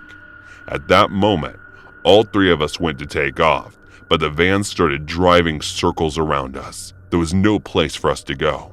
We had no idea how we were going to get out of this situation, and I had no idea what these guys were planning to do with 3 18-year-old men. But they seemed like they knew what they were doing. We were all getting ready for the fight of our lives, but then the van stopped, and it looked like they were about to make their move. That was it. I mentioned that there was 3 of us that night. It was at this moment that my other friend, Pat, the one that had stayed silent until this point, leaned into both of us and quietly said this, a Hail Mary. "But get ready to run when I say go, all right?" He then picked up one of our sodas and threw it at all his might at the driver's side window. The window was open, and the cup miraculously connected with the driver's head. Pat then screamed run, and we took off across the parking lot. The van squealed off in the other direction, and we hurried our asses home. Jack and I were both confused as to why a simple cup of soda got them to give up on their plans. Then we found out what actually happening. While we were panicking, Pat kept his cool. He nonchalantly dumped out his drink and slipped a big-ass rock into his cup. Then he waited for the right moment.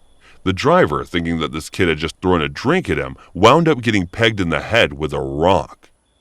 It probably knocked him out cold, or at least brought us enough time to put up distance between us. All that was left after that was pulling off a miracle and getting the rock to hit. Maybe a guardian angel or God himself took care of that. I'm still amazed by it. But the moral of the story, kids, don't panic when you're in a tight spot. If you lose your cool, you lose the fight.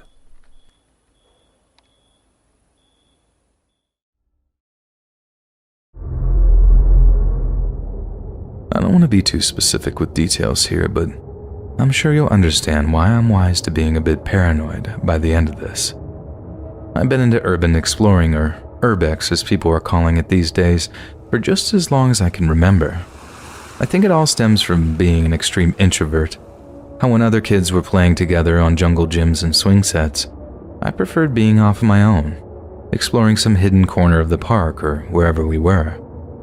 By the time I was a teenager, I was cracking bigger and bigger targets, traveling across town on my bike on weekends to tag derelicts with a can of spray paint. Then in my 20s, I was traveling across the Northeast to hit up some classics, as well as some lesser-known derps that hadn't been scouted out all that well. But I definitely had 2 or 3 haunts in my hometown I'd hit up once or twice a year, just to see how they were progressing, so to speak. It's more like degressing, actually, but you get my point. Buildings would accumulate filth, become home to animals, maybe people. You'd get graffiti artists coming in and out. It was nice seeing them age. Of all the places I'd thought I'd come closest to losing my life, it definitely wasn't in my local toads. I knew them like the back of my hand, and they were my favorite because they were relatively safe. But anyway, on with the story. I'm wandering around this big old industrial complex, marveling at how Mother Nature seemed to be slowly taking it back, one cracked paving slab at a time.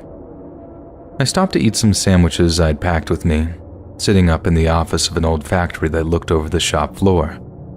All the glass was smashed out, and I'm just sitting in the filthy old chair trying to eat as cleanly as possible when I suddenly begin to hear voices. At first, I start to worry, thinking it might be security or even the cops. I didn't think the place had any active cameras, or that I'd been spotted by anyone on duty, so I'm kind of angry at myself for slipping, at least until I hear the voices getting louder and louder. They didn't sound like cops at all, but they were definitely headed into the building that I was in. The only question was, what were they doing there? But unfortunately for me, it wasn't long before I found out. This isn't exactly what they said, just a close approximation from memory, but here it goes. Guy 1. I'm telling you, man, this is bad news. They got him with 12 keys and he's gonna roll on us. Guy 2. We can get him county, that's not the problem. It's the names he drops between now and then, the ones that can get back to us. Guy 1. But do we even know who he's named? We can't just rub out 6 guys assuming they're all gonna turn states. Guy 2. We don't have a choice. Guy 3. He's right. There are almost $500,000 at stake here. We can't afford to take chances. Everyone has to go. Guy 1. Wait. You gotta be kidding me. We're gonna rub out 6 of our own guys? Guy 3. You heard what I said. Get it done. Anyone who knows, get it done. I couldn't believe what I was hearing. Some kind of murderous criminal conspiracy, possibly over drugs or other illegal imports, and it was going down just meters away from me. Now try to think of the worst thing that could possibly happen at that point. Outside of the world getting hit by an asteroid, what's the one thing you wouldn't want to happen in that situation? For those of you that answered, my phone suddenly going off, then ding ding ding, right answer. Because right as these guys were about to leave, I got a call. I didn't even see who it was. I just mashed the lower volume button to silence the ringtone, then heard, "Who's that? Who's there?" before the sound of running. I ran harder and faster than I ever had in my life, and if it wasn't for the fact that I knew the place like the back of my hand, I might not be here telling you all this today. I was so scared that I didn't even go home that night. I just went to another of my favorite toads and hung out there until morning, only leaving when I was certain that I wasn't being followed. In retrospect, I don't think they saw my face or anything, and they probably thought I was an undercover narc or something, I don't know. But nothing ever came of the incident, and I had no idea who the guys were to be able to follow their case in the news or whatever. It was definitely the scariest thing that's ever happened to me while urbexing though, and it's taught me to, overall, expect the unexpected. So right when I was fresh out of college, I managed to land myself a job with an engineering firm over in Pennsylvania. It kind of sucked having to move away from Rochester, New York, where all my friends and family were, but the salary this firm was offering was so sweet that I just couldn't turn it down. So I went online and got looking for apartments just outside of Philly, eventually finding an advert for a guy who was looking for a roommate for a super swanky apartment. I mean, this place was really nice, and I could get why the guy would be looking for a roommate to split the rent with, especially since he seemed to be a younger dude who was probably in a similar position as I was. However, I didn't have the time to drive down to actually look at the place or meet the guy in person, so I pretty much did all the arrangements by phone, which maybe, now that I look back on it, was my first big mistake. So I moved in with this guy, Daryl, who was super chill and pretty much spent all day playing 2K since he worked nights. I figured that he must have had a pretty high-paying job, and since he had this huge flat-screen TV, lots of expensive clothes, a nice car, the works, really. We didn't talk all that much, since we were on such different schedules, but eventually, when I asked him exactly what it is that he did for a living, he gave some super vague answer about having some kind of accountancy job. And no matter how much I pressed him for details, he always gave some wishy-washy answer until he got tired of the questions and changed the subject. Like a lot of you reading this, I started to suspect that Daryl wasn't quite telling the truth about what he did for a living. Like, not once did I see him wearing anything like a shirt and tie. All his clothes were super upmarket, sure, but they were all super casual. He also had a lot of visitors in the evenings before we left for work. At first, I figured they were just friends of his, but there were a handful he didn't seem all that close with. And every time they stopped by to see him, at some point they just scuffle off into Daryl's bedroom for a while, talking in hushed tones before the visitor eventually left. I knew something was going on, but as embarrassing as it is, back then I was pretty naive. Besides that, I really didn't think it was any of my business. The last thing I wanted to do was upset my new roommate and screw away such a sweet living arrangement. So, this one Saturday, I'm in the local 7-Eleven just like a block away from the apartment, when this dude comes up to me as I'm looking at coffee and asks me if I'm the guy who lives with Daryl. Obviously, I'm all like, yeah, good to see you, dude. I didn't recognize the guy, but I figured that he'd visited the apartment one time and I just couldn't quite remember his face. He's being all friendly and whatnot, making small talk about this and that before he asked if I know whether or not Daryl was at home right then. I told him I didn't know, but that since it was like mid-afternoon that he probably was since he worked nights, whatever that entailed. And the guy's all like, okay, cool, I might stop by and say hi.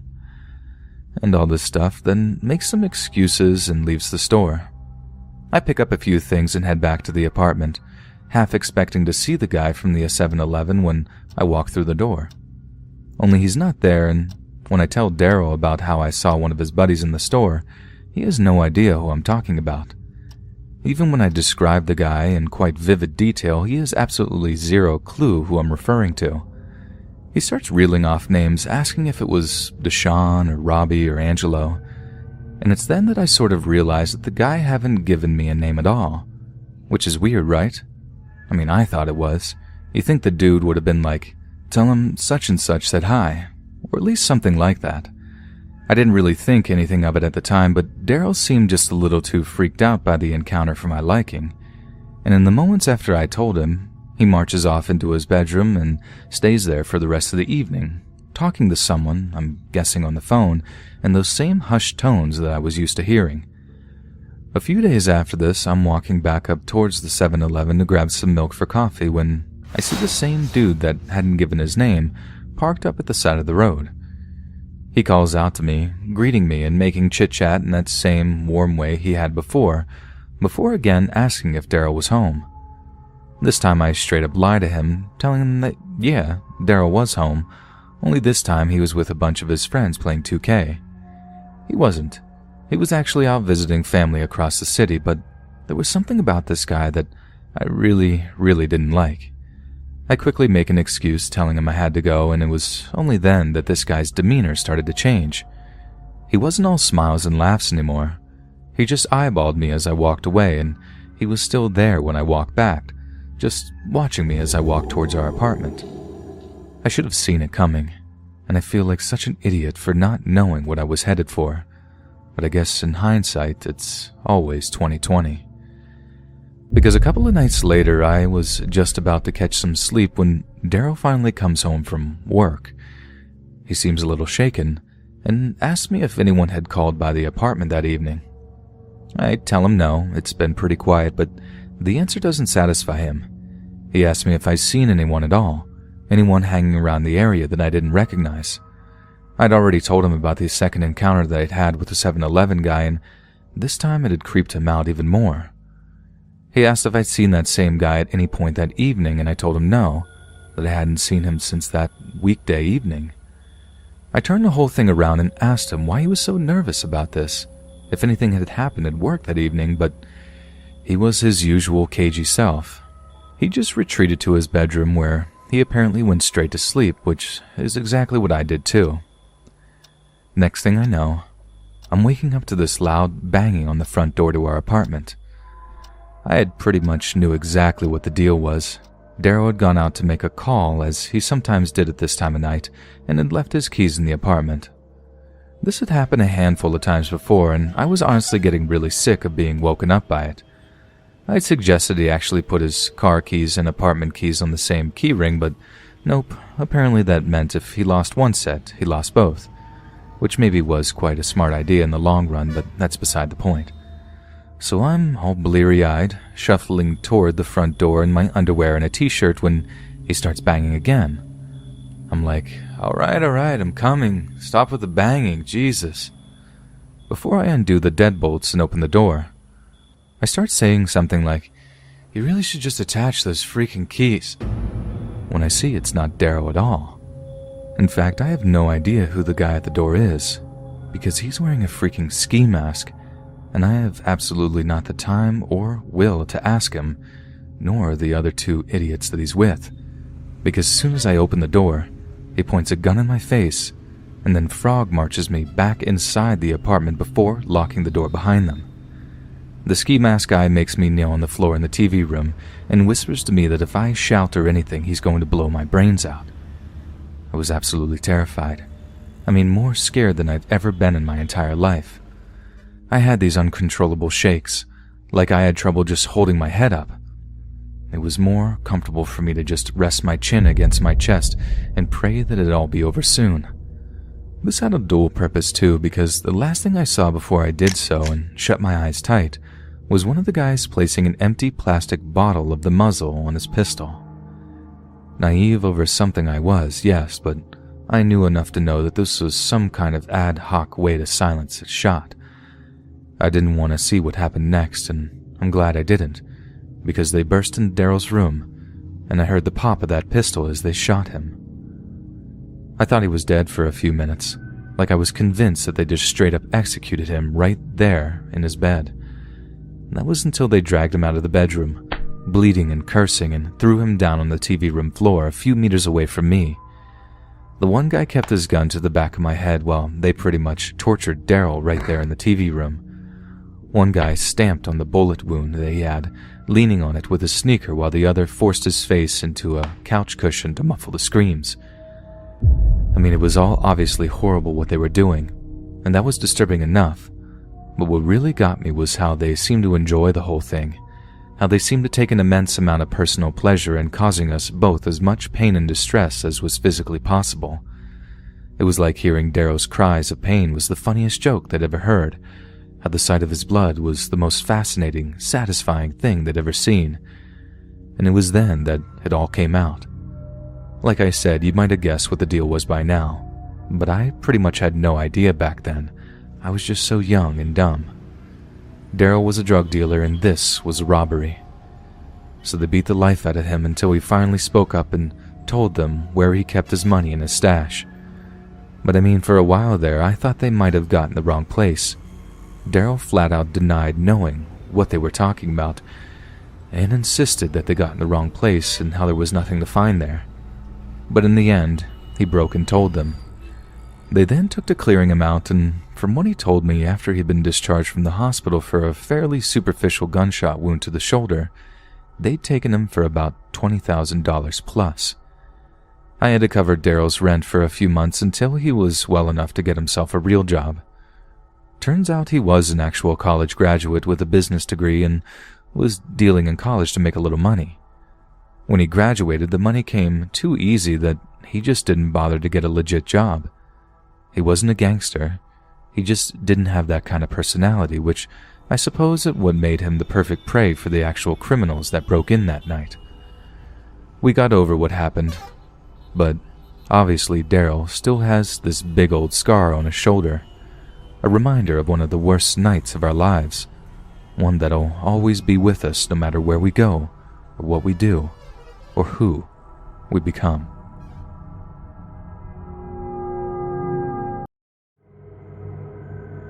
I grew up in Ohio in the 70s, and me and my childhood friend Joe were outside all the time we could manage it.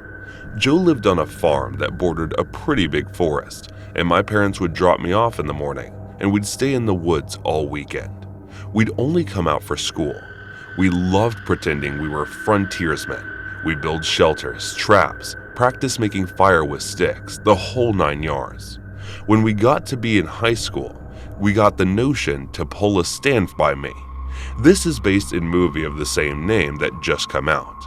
The idea was that we'd walk the railroad track out into the country, but instead of looking for a body, we'd find cool bridges to fish from and a camp a little ways off the tracks. Of course, we knew this was dangerous and we'd likely be trespassing, but we were kids. We had a lot of fun. We did find beautiful rivers, we discovered bridges. No one went till we fished. We hid from the trains. At night, we camped in the woods just near the tracks and made small hidden fires. Nothing bad ever happened. It was idyllic. In fact, it was so fun. We did it multiple times, never had a problem. After high school, me and Joe went our own ways. We both left home, but always stayed in touch and always tried to coordinate visits so we'd see each other occasionally. Well, one summer in the mid-90s, it worked out that we were both in town for about a week. We do stuff with family in the day, and at night we'd either catch drinks at a bar or sit outside Joe's house around a fire and talk about the old days. One night, Joe and I got to talking about our Stand By Me trips. Bellness Bills Your Beer, a heck of a mix. Soon, we decided to take a day, walk the rails camp one night and walk home. The day came.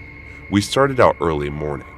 We had my wife drop us off in our old spot where we used to start right outside our hometown. She thought this was absolutely crazy and made sure to mention it. When she pulled away, Joe suggested that instead of walking the usual route, we take the opposite direction just to be adventurous. We knew the land well, we had a map, so I gave her sure, and off we went.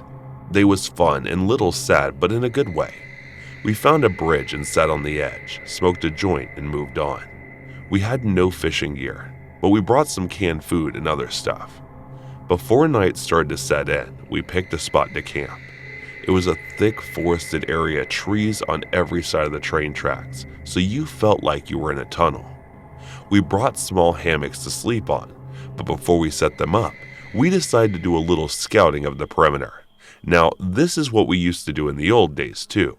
We'd walk the area around a little bit to make sure some dude's house wasn't just over the hill, and we were actually camping in their yard. We walked maybe 100 or so feet into the woods and up a small incline. We figured if we didn't see anything from on top of this short hill, we'd be fine. But when we got to the top, we saw an old building down at the bottom, about 100 yards into the woods. It was barely visible. We pondered over what to do. We both assumed it was a sugar shack or something because they didn't appear to be a clear road into it. From where we were, there didn't look to be anyone in it either. All was quiet. No movement could be seen. No lights. We decided to walk a little closer just to make sure. We came down the hill very slowly, and as we neared the building, we saw it wasn't a sugar shack at all. It was an old church. It looked like it had been abandoned for years. It was a squat, sagging building whose wooden planks were almost black from years of moss and rot.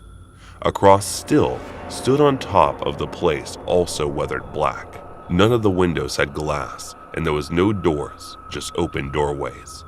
We got close enough to see inside. There were rows of pews in the built-up section in front of a preacher to stand. We didn't go all the way in. We didn't want to be beyond all. There was no sign of anything else. No footprints, no paths, no rows. It was an abandoned church. We left immediately, went back up the hill to our spot we had fixed to camp. Having a hill between us and the church made us feel better, but we were still a little uneasy. We chalked it up to the natural creepiness seeing a church in the middle of the woods would elicit. Besides, at this point, it was dusk, and we decided to pick up our hammocks and go to sleep and move on. Early morning, night set in, and we landed our hammocks and shot the breeze. We began to hear there's something in the direction of the church. Our conversation about it went a little like this. Do you hear that? What is that? Sounds like people singing. And it did sound just like singing. We both slid right out of our hammocks and hunkered down, straining to hear more. We listened for a minute or two, and the singing continued, but it wasn't getting louder. Finally, we decided to creep back up the hill and see if we could spy where the sound was coming from. We would still move very quietly in the woods from the old days. It was second nature to us. The moon was barely out, and it provided enough light.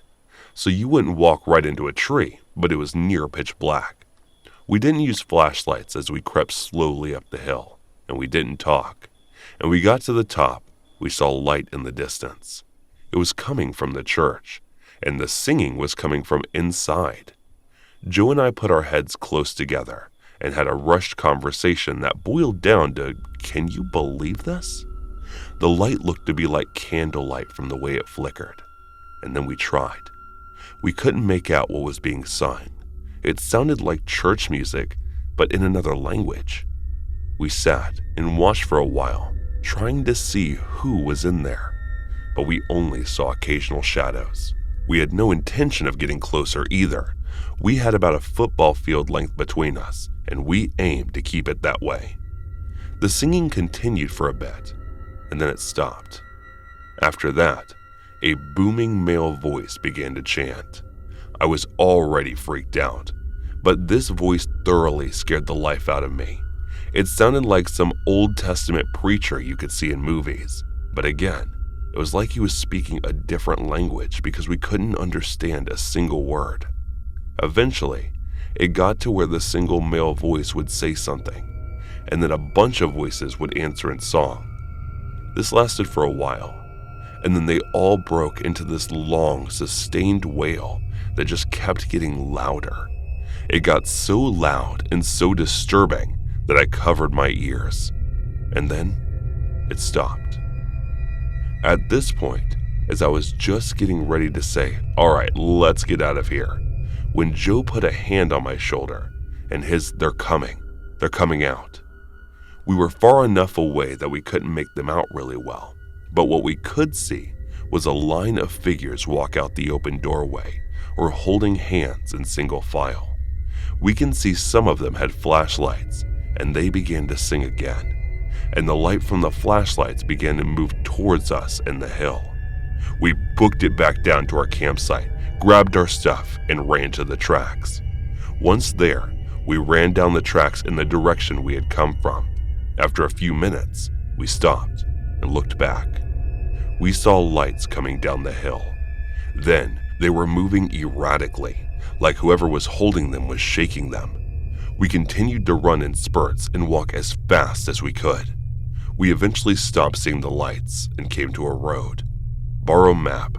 We knew a small town was about 15 minutes down at 10. We walked there, got to our 24-hour gas station, and called my wife to come get us. My wife and other friends all just thought it was kids messing around.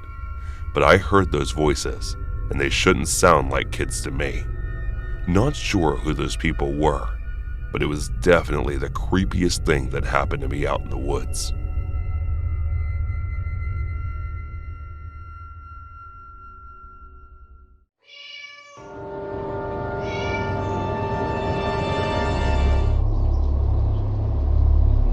I have reactive attachment disorder, and as a result, I struggle with severe depression. However, I don't take any medication. I say that because I was going through one of the worst bouts of depression I had suffered in a year and a half. wasn't hallucinating because of the medication. It was Tuesday night, or Wednesday morning, October 13th to 14th. I had cried myself to sleep like I had done for however many hours before. When I woke up, it was 3:34 a.m. My cat Betty was walking around on the bed, and for some reason, my alarm on my phone was going off. I used the Sleep Cycle app, and the alarm was going off even though I had set it for 5:30 to 6 a.m. So I am frustrated that it decided to stop working correctly. Then, I hear that my computer in the living room turns on. I thought that my other cat Vader must have knocked the mouse while wailing over the desk. Then I see the light turn on from the monitor. What? I thought. I was kind of pissed, so I started grumbling about the cats walking around, alarms going off unreasonably, and Vader knocking things about. Until I turned on the bedside lamp and saw both cats are lying at the end of my bed. Looking into my living room, I froze. I was so confused. I was trying to make sense of it when I heard my main door open, like the screen door first, then the front doorknob. Then I heard someone move across the carpet. Unlike the movies, I jumped out of bed as quietly as possible, wondering how the hell was someone entering my apartment, as I sure as hell locked the front door to the apartment. I silently stepped into the hall and peeked around the corner. My cats nonchalantly decided to ignore the obvious home invader, thief, or murderer that had entered our home. I looked around the corner, and the door was closed. The lights were off, the monitor was off, but I could hear the computer running. I stood there frozen and listened for any noise for God knows how long, but I could not make sense of it at all and couldn't sleep the whole night. It wasn't a dream. Maybe I was sleepwalking. I don't know. But I have never been afraid of my apartment, and at that very moment, I felt very afraid. Very much alone. It hasn't happened again. Or maybe it has. I just don't know. For the hunting season of 2017, I got in on a lease with a guy from work. I didn't have time to check the area out before the season started, so the inevitable occurred and I got lost my first day. That morning I left the camp just before dawn. I'm not the kind that hunts from a stand. I'm your traditional stalk and shoot type of hunter. Since I wasn't familiar with the lease and I stupidly left my GPS back at the camp, I had to stick to the main paths in order to not get lost. Most of the morning I did well. However, as I grew tired, I lost focus and veered from the trail. In my defense, I came across this really fresh set of tracks. Of course, I had to follow them. The sucky thing was that they continued on to a neighboring property and I had to stop following them. When I looked up, I realized I was way off the trail and didn't know how to get back. The rest of the day was spent trying to find my way back to camp. About an hour before dark, I noticed a rundown house and cabin in the distance. By now, I wasn't sure whose property I was on. I hoped that if somebody was living there, they could help me, but as I got closer, I could tell the place had been abandoned for a good while. I knocked to make sure, but with no reply, I made myself at home. My first goal was to get a fire going. After I did that, I began combing through the cabinets for food and other things I thought could help me. Not much but a questionable can of chili and some candles were found. I heated up the chili over the fire and combined it with a half-eaten bag of chips. After dinner, I looked through the bedroom and discovered an old map of the area. I wasn't sure how accurate it would be after all that time, but I was happy to find it. I spread it out on the floor in front of the fireplace and planned my course for the morning. I was shocked to see that I had veered over 5 miles from where I'd started. At some point, I must have dozed off. During the night, I had a super vivid dream that a man was sitting in the chair next to me and just staring. He never said a word. And when I jerked awake and saw that I was alone, I was relieved and quickly fell back asleep. The following morning, I woke up at 6:15 and got my stuff together. I made sure the fire was completely put out and headed back to camp. I just stepped from the house when I came face to face with a strange man.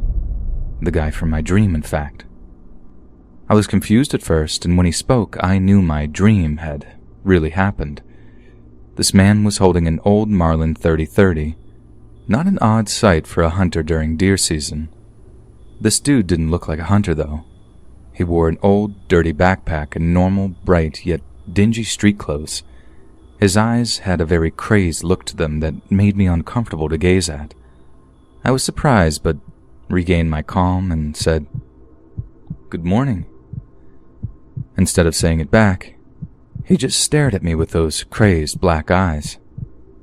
I began to say something, but he interrupted and asked what I was doing in the cabin. Before I could answer, he blurted out that it was his place. I continued and explained what had happened the day before. The entire time I was telling him this, he was gripping the rifle so tightly his knuckles were beginning to turn white. His behavior was beginning to scare me. The only thing I wanted to do was get back to camp and then home. The last word had barely left my lips before he angrily told me that it was his place. It appeared to have been empty for quite a while, but I wasn't going to argue with him. I apologized as quickly as I could and went on my way. For a good 100 yards or more, I kept looking behind me. I was waiting to get shot in the back. Every time I looked back, he was staring maniacally back at me and death gripping his gun. It took a couple of hours to find my way back, but by then, I'd had plenty of time to dwell upon our encounter, and I was truly freaked out by then. It actually hit me. The guys that were still in camp were happy to see me and asked what had happened. I just said I got lost and camped out for the night, never mentioning the nutcase that I met. I doubt that they take it seriously anyhow. The whole experience had me so scared I wanted nothing more than get home. The other guys must have thought I was crazy. After throwing all my stuff into the back of my truck, I tore off out of there and never returned. I knew I'd never be able to feel safe knowing that kook was somewhere out in the woods, possibly watching our party. That following Monday, my friend asked what had caused me to leave so abruptly. I made up some lie about my wife being sick. I'm not sure if he even believed it. Nothing was said about it again, and maybe, just maybe, things are better that way.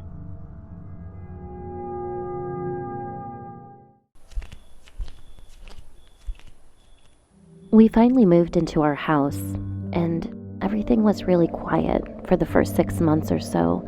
Our new neighbors told us that the previous owners moved after their son died in a motorcycle accident. After the first 6 months of peacefully living out in our new house, my dad died, but not in the house. And after that, stuff started to happen. I often had my friends sleep over, and during one such sleepover, my friend woke me up in the middle of the night and told me that she saw a young guy standing in the middle of the bathroom. So I went and checked it out, but there was nothing. Over the last few years, all of my friends that slept over at my place said that they saw a small, poor blonde guy walking about the house. We had a few other things that happened, like a wine glass that was on the counter broke without anyone touching it. It just shattered on the counter. Another time, during the winter, we had the heater on, and my room was always the warmest in the house, and it became ice cold as you walked across my bedroom to the bathroom that was connected.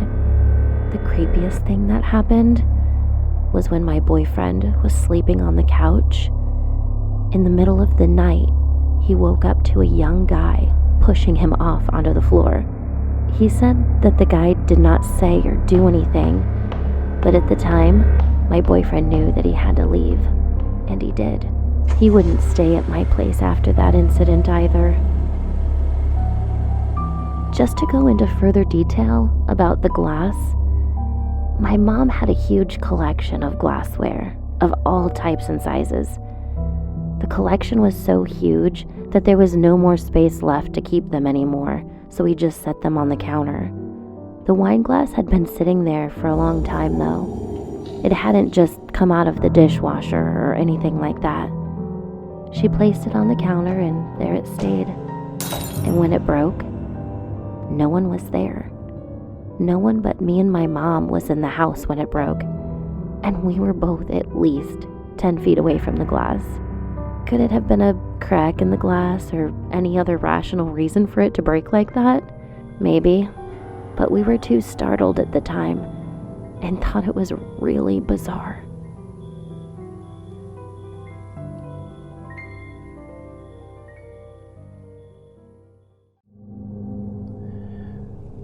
A few months back, I decided I was pretty much over the breakup I'd had during the summer with my long-term girlfriend. It took me months to be able to get over it, as I was really heartbroken, but at some point you just sort of have to get back on the horse, don't you? So I downloaded that dating app Hinge and started swiping through profiles. It's definitely the best dating app I've come across, as it lets you actually message girls directly instead of just sort of hoping that they're going to see you and match with you. So it definitely gave me a better chance at getting to talk to the kind of girls I'm into, and one of these was a Persian girl named Sarushe.